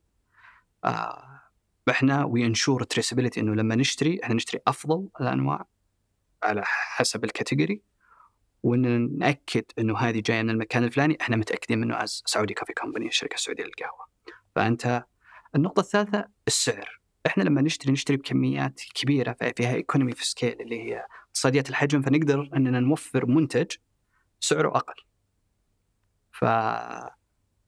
ما تقدر تقول اننا احنا قاعدين ننافس قد ما تقول احنا قاعدين انيبل ولا نمكن هالمستثمرين الصغار اللي هو ما عنده القدره انه يركب الطياره ويروح يدور في اثيوبيا ولا في البرازيل ولا في كولومبيا ويقابل المزارع هذا. مكنت مجموعه مستثمرين صغار وضريت مجموعه مستثمرين صغار اخرين. ممتاز. لما تيجي وتناظر اللي يستوردون، احنا نستورد اذا تناظر السوق 80,000 طن في المملكه، 45,000 طن منه تقريبا حوالي أكثر من 50% بشوي هذا الجرين بينز. الجرين بينز منه 20% بس هو السبيشاليتي اللي احنا نشتغل فيها الآن. فحجمنا حنا السوق نفسه لما تجي وتناظره من هالجرين بينز في السبيشاليتي تقريبا عندك يمكن جهة واحدة اللي مستحوذ على 30% وعندك 70% فرجمنتد، كل عنده كمية بسيطة. أنتوا هالجهة اللي مستحوذة؟ لا أحد ثاني من القطاع الخاص. فإحنا مو هدفنا أن نجي دومينيتنج، لا، إحنا هدفنا أن نجي نمكن الجميع. أولا احنا لما نشتري نجيب المنتج الافضل. ثاني شيء احنا اصلا نجيبه بهدف مهم، انه ميك شور انك سستينبل فاليو تشين كامل، انها العجله تدور على كامل القطاع كامل. وبعطيك مثال ومهم كثير للجميع انه يفهمها هنا. لما تشتري القهوه سنجل اوريجن اللي هي مصدر واحد او بلند، السنجل اوريجن اغلى من البلند في بعض الاحيان. فانت يحتاج انك تجيب قهوه من برا تخلطها مع قهوه محليه اساس تقدر تبيعها بسعر ارخص. انه عمر عنده كافيه في شارع صغير يبغى منتجه يكون ارخص، لكن يبغى برضو يكون عنده اكسس على القهوه السعوديه. ما تقدر تظلمه وتقول له لا والله انت مالك الا سنجل اوريجن. مفهوم ابو تركي اذا انتم تتكلمون على الشيء المخلوط او البلندد مع بن سعودي. صحيح. بس انتم قاعدين تبيعون اشياء كولومبيه وقريت اصناف ثانيه ما لها دخل بالسوق السعودي. بالتمام. احنا نبيعها لانك انت تبيعها للكافيهات اللي هم يبغونها. هو برضو مو بس يبيع القهوه، هو برضو عنده تحدي انه للمعلوميه. بس خلوها الماركت للي موجودين فيه اليوم مثلا، ليش تدخلون فيه؟ الماركت ما له اثر على المزارعين السعوديين، ما له اثر على الغايه الاساسيه اللي انتم لاجلها وجدتم تمكين المزارعين. الكونسيرنز حقك هذا صحيح اذا انت بتناظرها من مفهوم بيور برايفت سيكتور قاعد يناظر إن لا والله انك قاعد تدخل.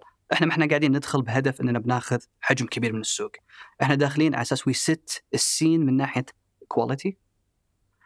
انا متاكد لو تتكلم مع بعض اصحاب الكافيهات اللي عانوا تحديات كبيره من استيراد القهوه من برا، او تعاملوا مع في بعض الاسماء في المملكه ما شاء الله في الميدستريم ممتازه يعني يستوردون، لكن في البعض عنده تحديات انه ياثر على القطاع. انت اخر شيء تبغاه انه تكون عندك فاليو تشين بدايته طيبه، ميدستريم طيب، ثم البوتوم لاين شوي فيه حوسه تقدر تسميه.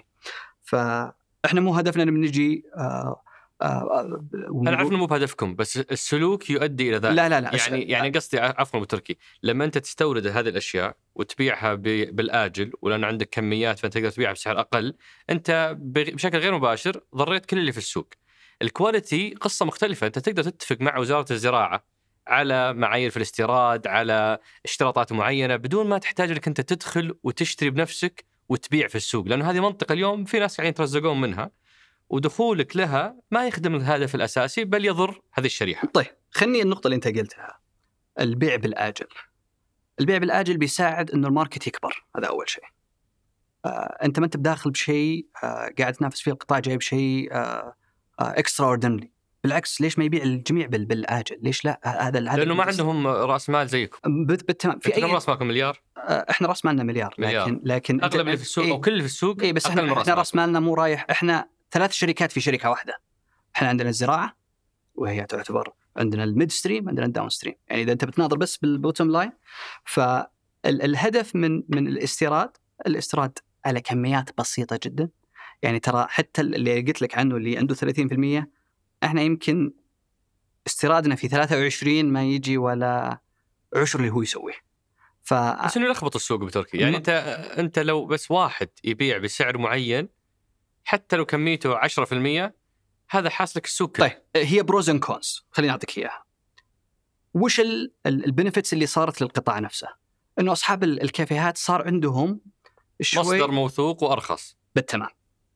فانت تساعد انه في افشنسي وفي تحسن يصير الكل يتنافس على انه يا انافس بالكواليتي، يا انافس بالسعر، يا انافس بالخدمه، يا انافس. فهنا تجي النقطه. لكن ثقه تامه ما هو فيها اي نوع من المنافسه مع القطاع الخاص بالشكل اللي يمكن انه وصل لك.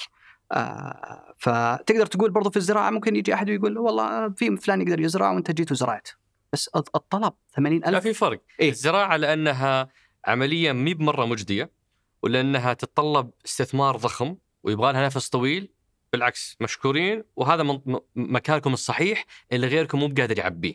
بس في الاستيراد، وانا اتكلم على استيراد شيء اجنبي وبيعه كاجنبي بدون ما يخلط مع البن السعودي، هذه المنطقه ما تخدم الرؤيه الاساسيه اللي ولدت لاجلها الشركه. حتى لو كان لها دور ايجابي، بس هذا مو بشغلك. هنا النقطه اللي نبغى نوصل لها، انه having جيزان كهب. الهب ما هو بس انك تصنع، يكون فيها تريدينج. يعني لما تروح تشوف صح. الهبس العالميه تلقى ايطاليا او المانيا تقريبا من الهبز العالميه في التريدينج في القهوه. فانت الاستيراد هو جزء من اللعبه، لكن احنا استيرادنا كمياته بسيطه اولا. نقطه ثانيه، انت قاعد تدعم القطاع كامل فيها، من ناحيه انه الكافيهات المصنع كلهم بيستفيدون من الموضوع هذا، فبالتالي بترفع نسبه الكفاءه. يمكن ما اقول لك لا انه في البعض يراها منافسه، لكن انت تتكلم عن مشروع قاعد يحقق تمكين كامل من A to Z في الفاليو تشين. بس تسمح لي يعني اعطيك اقتراح. تفضل. وانتم مبخص اكيد، لكن شفت القصه الجميله اللي سويتوها مع المزارعين، انكم جيتوا مكنتوهم عشان بعد 15 سنه حيكون عندنا 5 مليون شجره يدرونها اصحابها المزارعين وابناء جيزان. زي ما سويتوا القصه الجميله هنا، كان بالامكان تسووا نفس القصه مع الشركات الصغيره اللي قاعده تستورد هذا البن. جيبوهم، ساعدوهم بالشراء الموحد، ساعدوهم بالمعايير، ساعدوهم بالوصول للاسواق، وخلوهم هم اللي يشترون وهم اللي يستوردون. هذه بتكون قصه مستدامه اكثر، وهذا الشيء شغالين انت اللي تسويه، وهذا الشيء شغالين عليه الان. ممتاز. يعني اذا انت بتروح يمكن انك تسمع من 1 2، لكن لما تسمع من الاغلب بتكتشف انه الانجيجمنت والتعاون اللي بيننا وبينهم على اعلى مستوى، من ناحيه التدريب، من ناحيه المشاركه في ان نوفر لهم منتجات باسعار ارخص، من ناحيه ان نمكنهم الاكسسبيليتي، وبنفس الوقت نجاحهم نجاحنا. يعني في الاول والاخير انك تكون هاب، وهو مانديت علينا انك تكريت جيزان هاب، بالعكس شيء احنا نرحب فيه، ودائما بيباننا مفتوحه. يعني اي احد يبغى يتكلم عن الشركه السعوديه للقهوه، يا رجل احنا يمكن من اكثر الناس اللي تقدر تلقانا اي وقت. وهذا يحسب لكم صراحه. يعني كثير يتكلمون على سهوله الوصول لك، سواء المزارعين والافراد، تشكر عليه، ولكن يعني احنا قاعدين ننقل كل وجهات النظر. هذا مثلا على طاري الميد ستريم او المنطقه المنتصف في سلسله القيمه. هذا يقول انا مقهى مشهور في الرياض، جت الشركه السعوديه للقهوه عرضوا بن علينا نشتريه، رفضنا. راحوا قدموا عرض لموظف الجوده عندنا، زادوا راتبه 50% وشغلوه مندوب مبيعات، وهو ما يعرف شيء بالمبيعات. يعني زياده تكاليف عليهم، وفي نفس الوقت تعطلوني، ولا استفادوا من كفاءه هالشخص وحطوه لانهم حطوه في المكان غلط. طيب قصص زي كذا، منافسه القطاع في المواهب. شوف يعني السؤال شوي هذا غريب، ومشكور الشخص اللي يساله. إيه؟ يعني اولا يعني انا ماني يعني مطلع على الموضوع. النقطه هذه اللي انت حكيت عنها، الشركه ما شاء الله يعني احنا بدينا 4 موظفين. كم اليوم؟ 4 موظفين في بدايه 22، 100 تقريبا الحين 150 ما شاء الله في سنه وشوي، وطالعين الى 300 في نهايه 24، وما شاء الله يعني النمو كبير. لكن ما في موظف يتوظف في العالم الا هو عنده رغبه انه يطلع من مكان لمكان. فيعني لا تسمع القصه دائما من جهه واحده على قولتهم، يعني الا ما تعطي 50% زياده اكيد يمكن هو مدفوع له اقل من الماركت. بعد انت يعني في الاول والاخير انا ما اقدر احكي لك عن النقطه هي ده، لكن اقدر اقول لك انه كل شخص يعني أنت لازم تسمع القصة، لكن إذا فيها أي بس أقصد كمبدأ أنكم شركة تمكنون القطاع، هل ضمن سياسات الموارد البشرية أنكم مثلا ما تستقطبون من الشركات الصغيرة، تستهدفون تأهيل خريجين جدد وتنميتهم وتطوير قدراتهم؟ إحنا نسوي، لأنه هذا الطريق الأقصر إنك تأخذ ناس جاهزين لأن عندك فلوس أكثر. بالتمام، لكن بس هذاك الطريق الأطول اللي بيكب في السوق موارد تفيدكم وتفيد غيركم. يعني أنت لو تجي تتكلم معنا، ترى إحنا ما إحنا من الشركات اللي يعني خلينا نقول شوي راهين في الرواتب. شادن عليهم أنت أقيشر شوي. كلمتك لا والله مدري وين سامع الكلام هذا أنت. لكن خلني محمد قاعد يضحك شكله طالب زيادة أتوقع. يستاهل. هم يعني شوف الحق يقال، يعني إحنا من الكوب وترجع باكورد إلى المزرعة 100% سعودي. والنعم يستاهل. وانت رحت وشفت بعينك. أي والله. من المزرعه فخور فيهم كلهم والله. فالحمد لله هي تجربه انك مو بس تشرب قهوه، هي قهوه مسوات بايادي سعوديه، ويمكن لو تروح وتشوف الشباب والشابات اللي معنا واللي احنا فخورين فيهم جدا، يعني كل من دخل الاكسبيرينس سنتر ولا راح للمزارع وقابلهم، الى درجه المزارعين اللي احنا نتعامل معهم يكلموننا بعض الاحيان ويحاول يعني ما ودي أقولها، لكن أنه يرسل رسالة أنه ترى فلان وفلان ممتازين انتبهوا لهم وكذا. يعني يبين لك كيف التناغم بين المزارع وبين فريق العمل عندنا. السوق يعني إذا في شخص بيطلع من مكان لمكان أنت بعد أنت ما تقدر يليمت يور سيلف على بس ناس فريش جراجويت. إحنا ناخذ فريش جراجويت وندرب، إحنا حتى ندرب للناس في الفاليو تشين، في كافيهات، في روستريز. يمكن شوي أختلف معك أبو تركي، اسمح لي. تفضل. ودي صدرك يتسع. اليوم بالنسبة للشركات الصغيرة المتوسطة، خروج موظف واحد ممكن يكسره، ممكن ينهيه. موظف واحد لأنه هو عنده كل اللي عنده ثلاثة. الرجال يقول لك 50% زيادة. لا يقول لك إنه ما عنده خبرة وما عنده شيء وما يعني. لا يقول لك خبرته ممتازة في الجودة، حطيته في المبيعات، منطقة مختلفة. فاللي أقصد أبو تركي، أوصي والأمر لكم وأنتم بخص إنه على أقل تقدير موضوع الهيد هانتينج من الشركات المحلية إنه يكون له بوليسي داخلي عندكم، لأنه طريق أسهل بكثير. أسهل شيء تسوونه أنتم بمواردكم، تجون تلقطون لي في السوق، ثم فجأة كسبنا شركة كويسة وخسرنا عشرات رواد الأعمال. لحظة نقطة مهمة. إحنا في ناس بدوا يطلعون من الشركة يروحون يشتغلون في أماكن ثانية وهي طيبة. هذا القصة اللي نبغاها. هنا اللي تبغى أنت لأنه خروج واحد من الشركة السعودية قهوة ما راح يكسرها، بس خروج واحد من شركة صغيرة ممكن ينهيها. عندنا ناس طلعوا من الشركة وراحوا أماكن ثانية. أنت تتكلم عن أنك تكون زي إحنا، وأنا كنت أتكلم مع الأخوان في الاتش ار، ترن اوفر شيء طيب في الشركة إذا هو في مستويات معينة، لأنك أنت زي المدرسة، يدخل الشخص يطلع بالنولج، بالعكس الله يرزقه ويرزق القطاع اللي هو يعمل فيه. فهي أنت تأخذها يعني in and out، لا تناظرها بس من جهة واحدة. لكن أتفق معك، يمكن هذه نقطة، بس أنا أحتاج أشوف الكيس إيش هي. يمكن كمبدأ عام، وهي كمبدأ عام. وش دور الشركة في تمكين المواهب داخل رواد الأعمال بدل من مزاحمتهم عليها؟ وأكيد أنكم بترعونها، لأنكم هذا المبدأ الأساسي اللي أنتم جيتوا عشان أنكم تنمون القطاع وتمكنون. صحيح. بعد المنطقة المنتصف هذه اللي هي أنتم تمارسون فيها دور من خلال المصنع ومن خلال استيراد وبيع التجزئة أو بيع الجملة، نجي لآخر جزء من الحكاية اللي هو مراكز التجزئة اللي هي الفروع. سولف لي عن هذه المنطقة. طبعا جزء من الفكرة أنه مو بس زراعة وتحميص في منطقة التصنيع في الفاليو تشين.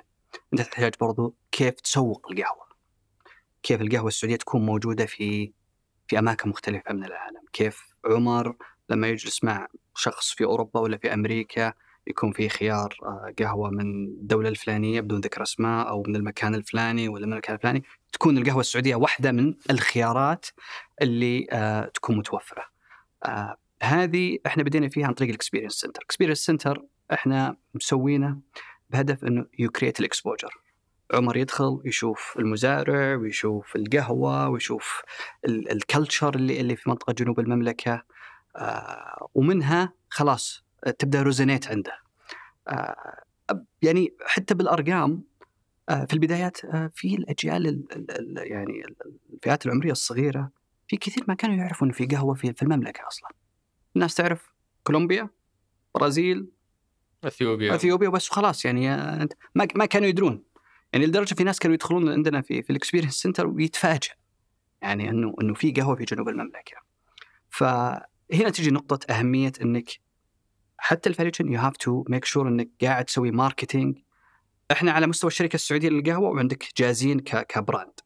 الشركة السعودية للقهوة تسوي ماركتينج للقهوة السعودية، سواء الكافيه أنت تشتريها ولا تجيبها من مكان معين من المملكة، سواء قهوة من الشركة السعودية للقهوة عن طريق جاهزين، سواء من XYZ من الناس. فهذه على المستوى جاهزين. لما تسوي ماركتينج تسوي جاهزين للبراند حقتها زي ما حكينا عنها، اللي هي إنه تهاف يعني قنوات. فهنا تجي احنا we spend يعني good amount of money على الماركتينج. مشاركاتنا داخل وخارج المملكة، يعني لو تروح أي مكان تشوف سعودي كافي كومباني، تشوف المنتج. الاكسبيرينس سنتر افتتح في منتصف نوفمبر 23. آخر الأرقام يعني أنا كنت أتكلم أنا والشباب، قلت أعطوني إلى أمس في شهرين زاروا فوق 65,000 شخص. ترى الرقم ما هو بسيط. هذولا ما عنا وراح ودخل الحي الدبلوماسي ودخل الكافيه إلا عنده والحقيقة أنه تنفيذ الفرع كان رائع جدا. الفرع يحكي بطريقة غير منطوقة حكايتنا، تراثنا، ثقافتنا، القهوة السعودية، المزارع الجيزانية، كل هذه كانت منفذة بطريقة رائعة في المكان، لكن يظلون كثيرين يقولون لا تزحمون. وش رأيك؟ نرجع للنقطة اللي أنا قلت لك إياها مرتين وهذه المرة الثالثة. أي.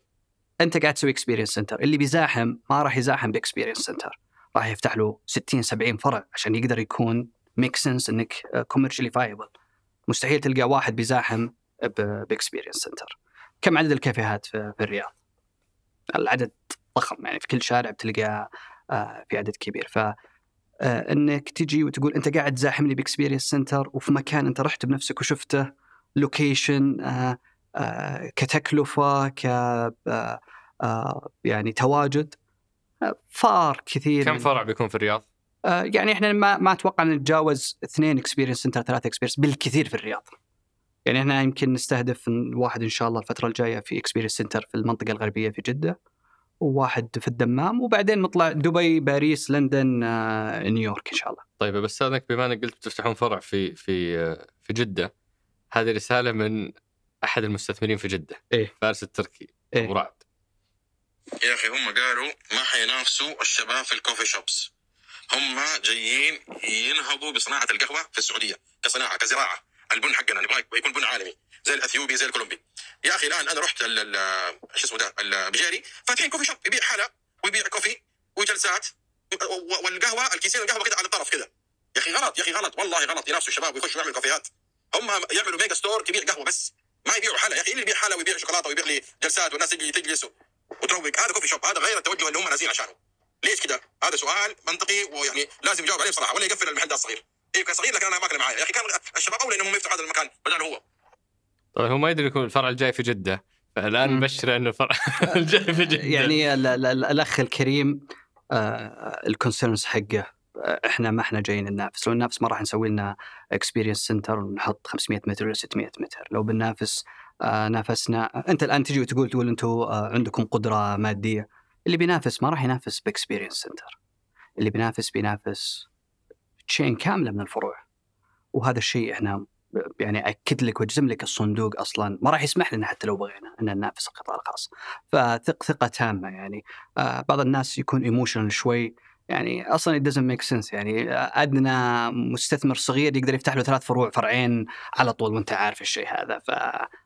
يعني وبالعكس يعني بس أنا شرحت لأبو رعد نفس القصة، قلت له تراهم ملتزمين بفرع واحد في المدينة، قال لي الآن عندهم فرعين ابتداء، اللي هو السفارات والبجير. السفارات هو اكسبيرينس سنتر، ما نسميه فرع احنا، لأن الفرع بيكون فعليا هدفه انه يبيع كوميرشال. لا، اتس اكسبيرينس سنتر. لو انه فرع ما تلقيته بالحجم هذا وانت عارف الشيء هذا. لكن البجيري هو باب للسائح لما يجي يدخل انه يشوف تجربة الدرعية، وجودها كهب سياحي، ويقدر يشرب فنجان قهوة سعودي جاي من جيزان. That's it. وانت رحت يمكن وشفته في البجيري، هو جميل وصغير ولا وبالعكس ترى المعلومية. بس ليش وجهة نظر أبو تركي؟ إيه؟ إنه هذا السبوت أو هذه المساحة كانت ممكن تروح لواحدة من محلات البراندات في ما لهم إلا هذا المكان. إيه؟ لا في المقابل لأنكم موجودين، فالمساحة احنا موجودين بشكل مؤقت. متى ما البجيري قالنا خلاص، يعني مو قايل لكم خلاص، لأنه أنتم عندكم يعني إمكانيات أفضل. لا عندكم اسم له ارتباط وسيستر كمباني، هم شركة شقيقة لكم. إحنا إذا في أحد، أنا أعتقد شخصيا وأنا أتكلم عني شخصيا، رأيي الشخصي إنه إذا في أحد بيجيب قهوة سعودية وبيلتزم إنه يقدمها في البجيري في المكان بالطريقة اللي تنقل تاريخنا، بالعكس أنا أعتقد مرحب. وبالعكس يعني وترى للمعلومية إحنا أخذناه من جهة ثانية، خلصوه وتركوه، وجينا نتكلم عن البجيري قلنا إذا ما في أحد بيأخذه إحنا بنأخذه. يعني ترى أنا ما يعني النقطة ما فيها إنه to celebrate سعودي كوفي، إنك الأجنبي لما يجي ما هم معقولة بيدخل بس بيشوف البراندز عالمية موجودة وما يلقى قهوتنا موجودة في المكان. يعني صراحة بتكون شوية النقطة. وهنا مثلا أبو تركي يعني البعض كانوا يقترحون يقولون في مفهوم الكولابريشن أو التعاون. ماذا لو شركة القهوة السعودية في هذا الموقع المميز في المطار في اكس في واي زد تبدا تسوي تعاونات. ليش برجع لك؟ طيب المكان هذا مع وكف كولابريشن او تعاون بين شركه القهوه السعوديه ووكف، انتم هنا تحطون لهم المتطلبات والاشتراطات، تعالوا قدموا الخدمه، احنا بندعمكم بالبن السعودي، بندعمكم بالمعايير حقتنا. تدري في المطار مع تدري لو تسوي كذا، ممكن بعطيك انا من المفهوم اللي من بعض الاخوان، الله يعني يمسيه في الخير، الاخ التركي اللي تو تحكي عنه، يعني ممكن يجي احد ثاني ويقول ليش انت اخترت فلان حطيته في المطار، ليش ما اخترت الثاني، ليش ما اخترت الثالث؟ فبتدخل انت استل يعني خلق الأسئلة بيستمر، ما راح يوقف. أنت بس تشيلها من جهة وتلبسها قبعة أخرى الجهة الثانية. ما تقدر تتعامل مع واحد بالحالة ولا 2 ولا 5 ولا 10، لأنه ما شاء الله البراندز اللي موجودة داخليا بالمملكة كم. فبالتالي أنت تحتاج برضو تكون واضح أنه حنا يعني في جدة going to be experience center وذاتس ات، ما فيها أي توجه إنه يكون فرع هدفه إنه مبيعات ويزاحم العالم. اللي بيزاحم بيكون توجهه، وأنت عارف يعني أي أحد آخر بيكون توجهه كبير. نقطة مهمة كثير، اليوم أي أجنبي أو يبغى يجرب القهوة السعودية تقريبا أول ما بيجي في باله جاهزين. ليش جاهزين؟ بس مفروض إحنا ودنا نتعامل مع قهاوي ثانية إنه they promote سعودي كافي كمنتج، وهذه بالعكس الزملاء في الشركة شغالين ليل نهار. محمد يعني هو والشباب في المبيعات في الريتيل كل يوم ما شاء الله قاعدين يوقعون مع بعض الشركات بدون ما نذكر أسمائها المحلية الدعمها. وبما أنك تتكلم على موضوع الدعم بالقهوة السعودية، ليش كل الأكياس عندكم بلندد أو مختلطة؟ يعني ما في بن سعودي؟ إلا في عندنا الخيالة مثلا، أيوة. موجودة الخضراء اللي تلقى عليها هذه 100% single origin، لكن تجي وتقول اللي بيجي يشتري وبيتذوق يقول لك والله هذا سعرها غالي شوي علي لأنها single origin. فأنت يبلندد أساس أنها تكون في متناول يده، وبنفس الوقت عندك النقطة الأخرى المهمة إنه الكميات الإنتاج محدودة. إحنا مع الوقت إن شاء الله إنتاجنا لما يرتفع أكثر وأكثر نبدأ البرسنتجز تصير أكثر وأكثر، ومنها بيساعد إن السنجل أوريجين يرخص. مو دائما السنجل أوريجين معناها إنه الكواليتي عالية، ومو دائما إنه يعني هي بعض الأحيان تكون كذا بعض الأحيان تكون كذا. مجموعة من أسئلة الأصدقاء أبو تركي ممكن نختم فيها الحوار، متعلقة ب ليش بس جيزان؟ في ناس، هذا واحد من أصدقائنا في نجران يقول جربنا زراعة البن عندنا ماشية بس نحتاج دعم. نفس الشيء عسير والباحة.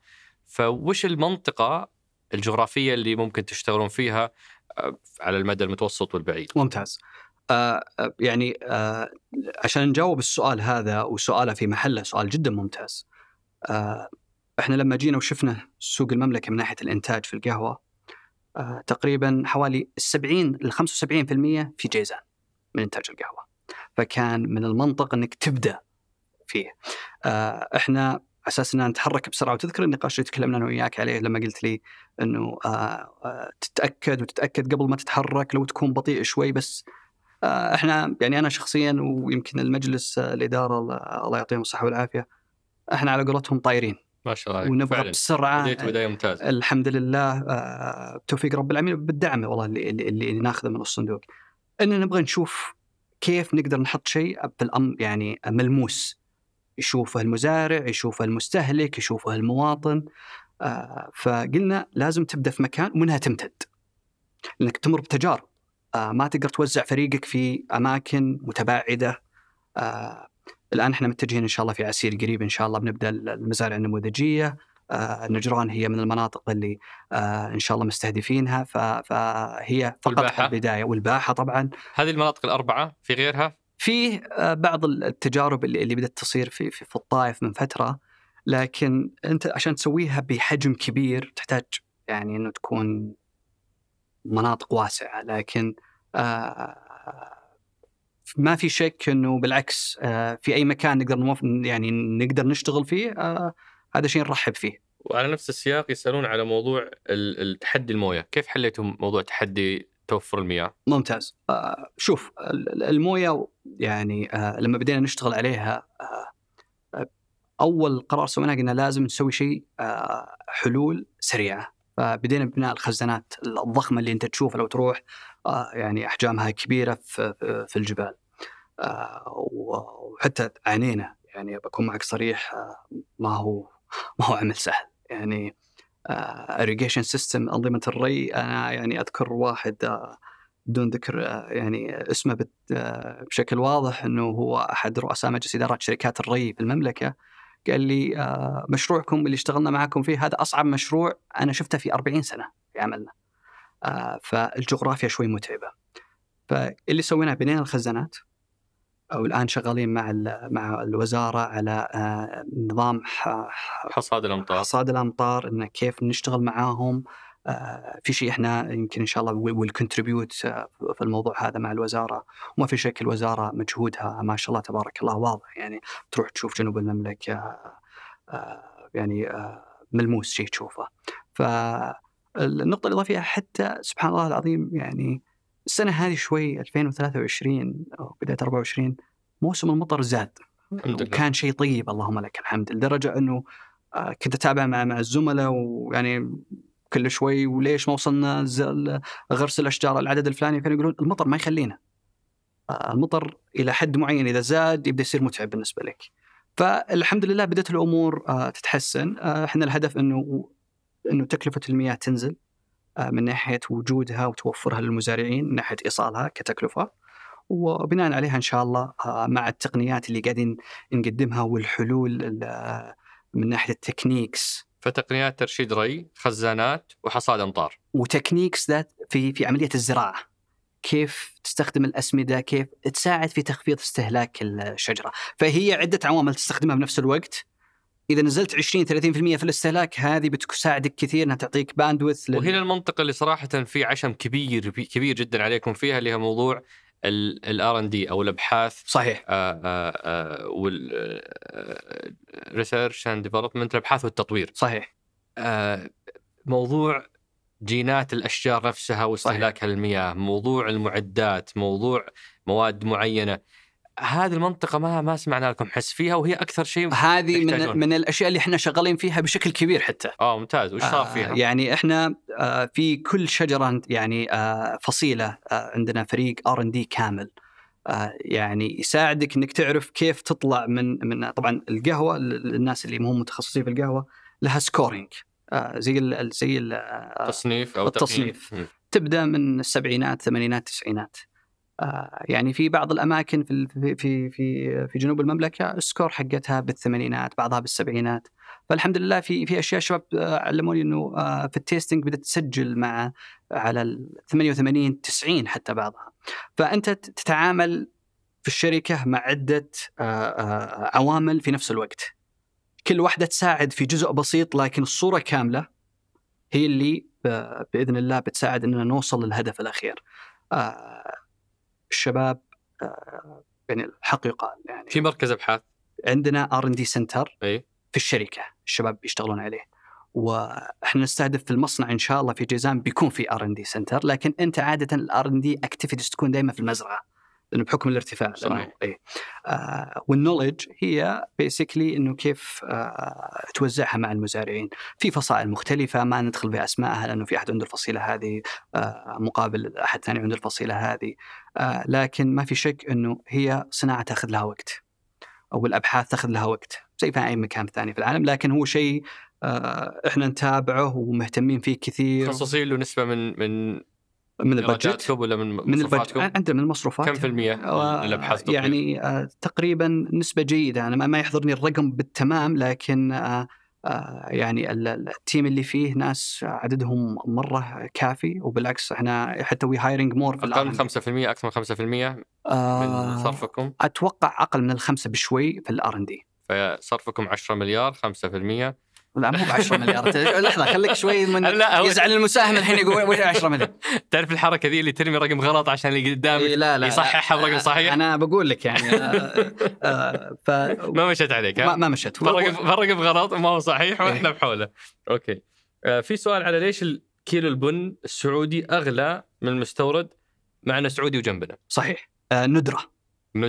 ندرة بعض الأحيان الندرة تقود إلى سعر أعلى من الكواليتي بعض الأحيان، وبعض الأحيان الكواليتي ترفع السعر أكثر من الندرة. فالندرة كم حجم الطلب وكم حجم الإنتاج، فبالتالي هذا ينعكس على السعر. في هنا سؤال حلو نسينا نغطيه في الحلقة، اللي هو مع أن سوق القهوة التجاري أكبر ب4 أضعاف من القهوة المختصة، إلا أن الشركة تركيزهم أكثر على القهوة المختصة. ودي تشرح لنا وش النوعين وليش أنتم مركزين على المختصة؟ طيب، المختصة هي اللي زي ما قلنا لها سكورينج أعلى من نسبة معينة.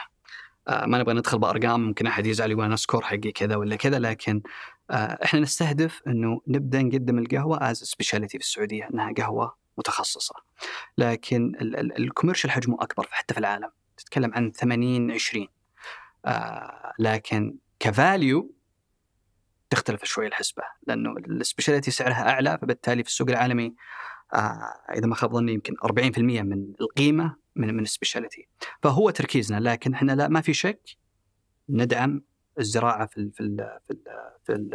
الكوميرشال سايد من ناحية القهوة، وبالعكس إذا في أحد يبغى يشتغل فيه احنا يمكن حتى نفكر نتعامل معهم، نشتغل معهم فيه، نتعاون فيه. موضوع النزل السياحية أنتم كنتوا سولفتوا عنها، بس يعني مزرعة فيها 150,000 شجرة. صحيح. فرصة لتعظيم عوائدكم بأنكم تبنون نزل وتعيشوني أنا كسائح تجربة قطف البن أو قطف الكرزة وتجفيفها والقهوة والقصة كلها. بالتمام. احنا ما راح نبني نزل، هذا القطاع الخاص هو اللي يبنيها. هنا نرجع لفكرة ما تنافس القطاع الخاص، لكن القطاع الخاص يحتاج المزارع تكون قائمة أنه يقدر. يعني أمس يعني أحد المزارعين اتصل فيني ويقول أنا أستهدف أني عندي كذا غرفة ودي أرممها وأرتبها وأخليها نزل للسياحة الزراعية. فقلت له يا أخي بالعكس، يعني إيش نقدر حنا يعني لو في مزارعكم النموذجية ما حصلنا الشيء هذه. المزارع النموذجية إحنا نستأجر الأرض نفسها. حلو. البيوت اللي فيها هي ترجع ملكها للمزارع نفسه، هو يقدر يسوي فيها الإيبي، ما احنا لنا علاقة فيها. بس ليس من مصادر دخلكم في المزرعة. لا. انكم تسوون نزل سياحية. لا، هذه ما هي من ضمن البزنس عندنا، لكن احنا ممكن للي يبغى يدخل في البزنس هذا انه احنا بنضمن انه المزرعة بتكون على اعلى مستوى من الترتيب، من ناحية المحافظة على انواع الاشجار، المعلومات اللي ممكن هو يعرضها للسائح اللي بيجي ويجرب القهوة. هذا يقول ليش قهوتكم لأصحاب الدخل العالي فقط؟ جاهزين تسوق البن السعودي وتبيعه بدبل سعر السوق. الفي 60 ب41 وكابتشينو ب26 ودلة قهوة سعودية ب60. أنا ما أعرف كل هذه طلاسم بالنسبة لي، بس أكيد أنا كنت لقطتها. ممتاز. أنتوا دبل السعر فعلا؟ ما إحنا بدبل السعر، إحنا وذن الافرج اللي إحنا نبيع مثلنا مثل غيرنا. يعني أنت لما تيجي وتناظر الماركت، إحنا في تقريبا في المتوسط، في ناس أعلى مننا في ناس أدنى مننا، لكن أنت تتكلم مرة ثانية على نوعية القهوة، تتكلم عن الإكسبيرينس سنتر. فهنا تجي الفروقات.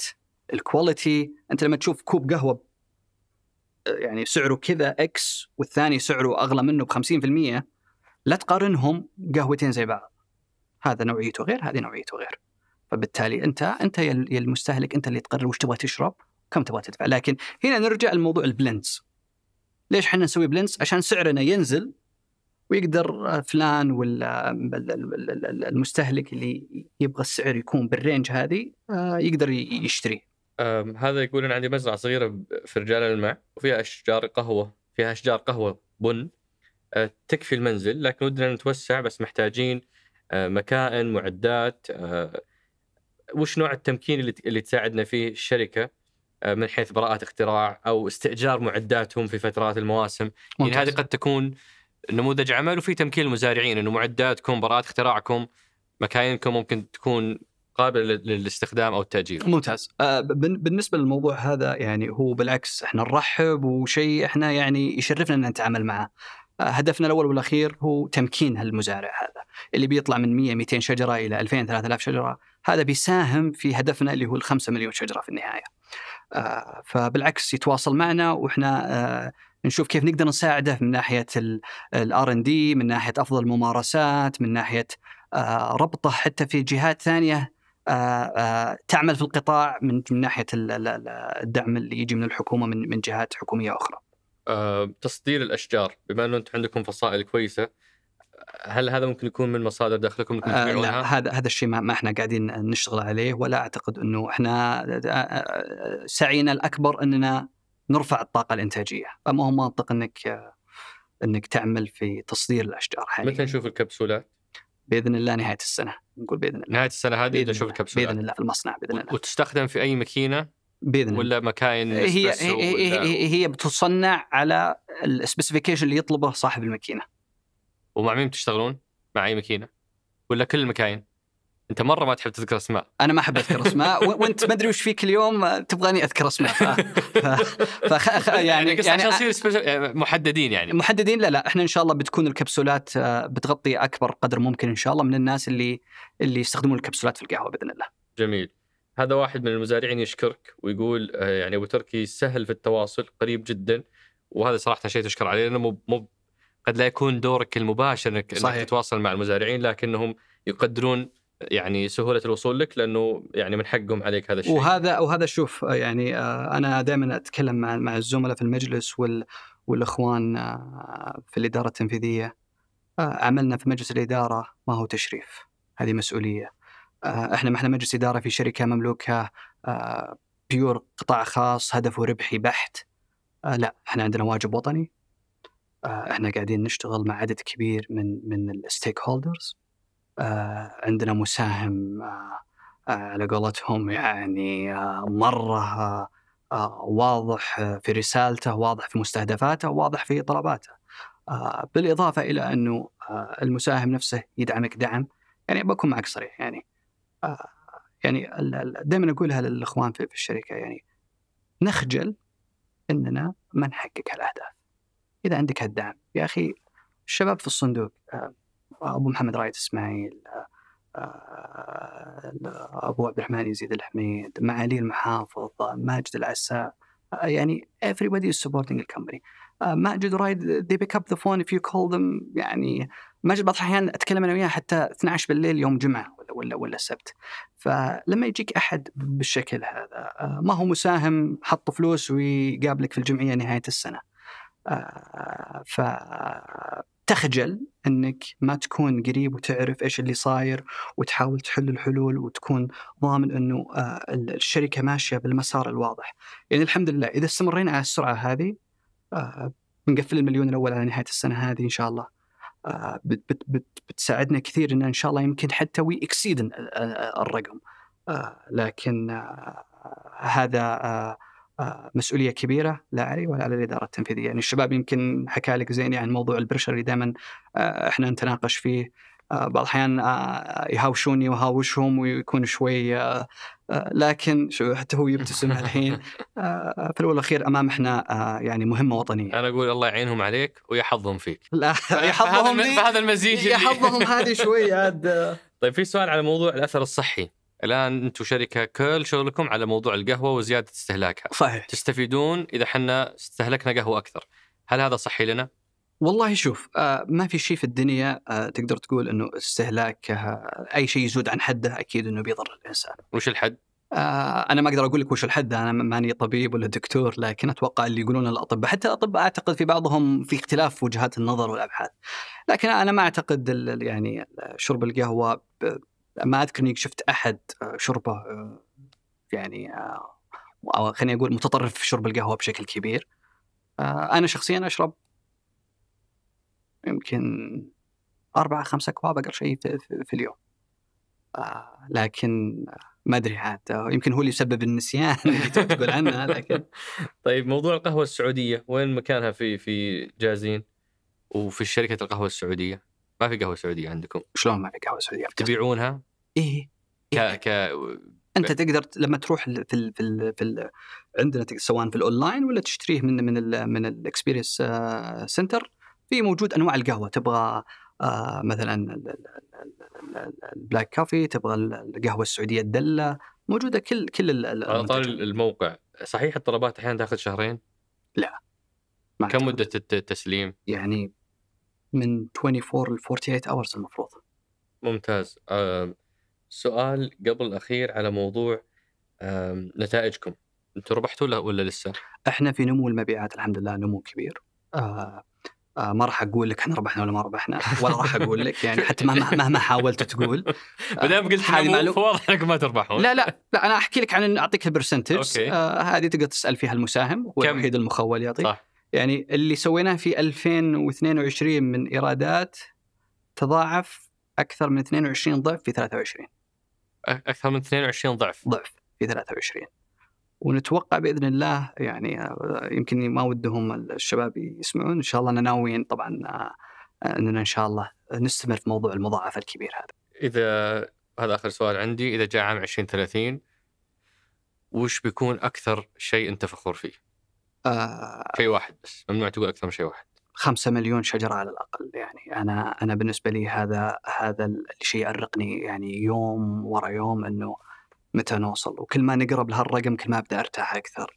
يعني لو قالوا لك الشباب قديش فهد عصبي على الموضوع هذا، يعني أنا دائما حتى في كل اجتماع مجلس الإدارة، في كل اجتماع مع الإدارة التنفيذية، كل شيء لو تتكلم عن الإكسبيرينس سنتر والميدستريم، كم شجرة وصلنا؟ كيف هذا يزيد عدد الأشجار؟ يزيد عدد الأشجار. وبرضو السؤال يرجع مرة ثانية، هم ودهم شوف محمد يضحك مرة ثانية، كم عدد الأشجار؟ وإحنا طبعا أنا أتابع معهم تقريبا شبه أسبوعي على كم قاعد يوصل الرقم.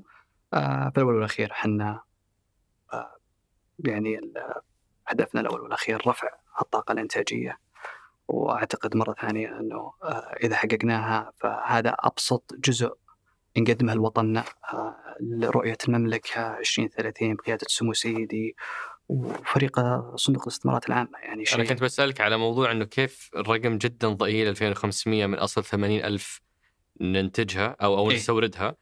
بعدين استوعبت أنه هو 10 أضعاف الرقم الحالي. صحيح. فهو تحدي يعني كافي يشغلكم 6 سنوات هذه، وبعد 2030 بيتغير أكيد بإذن الله.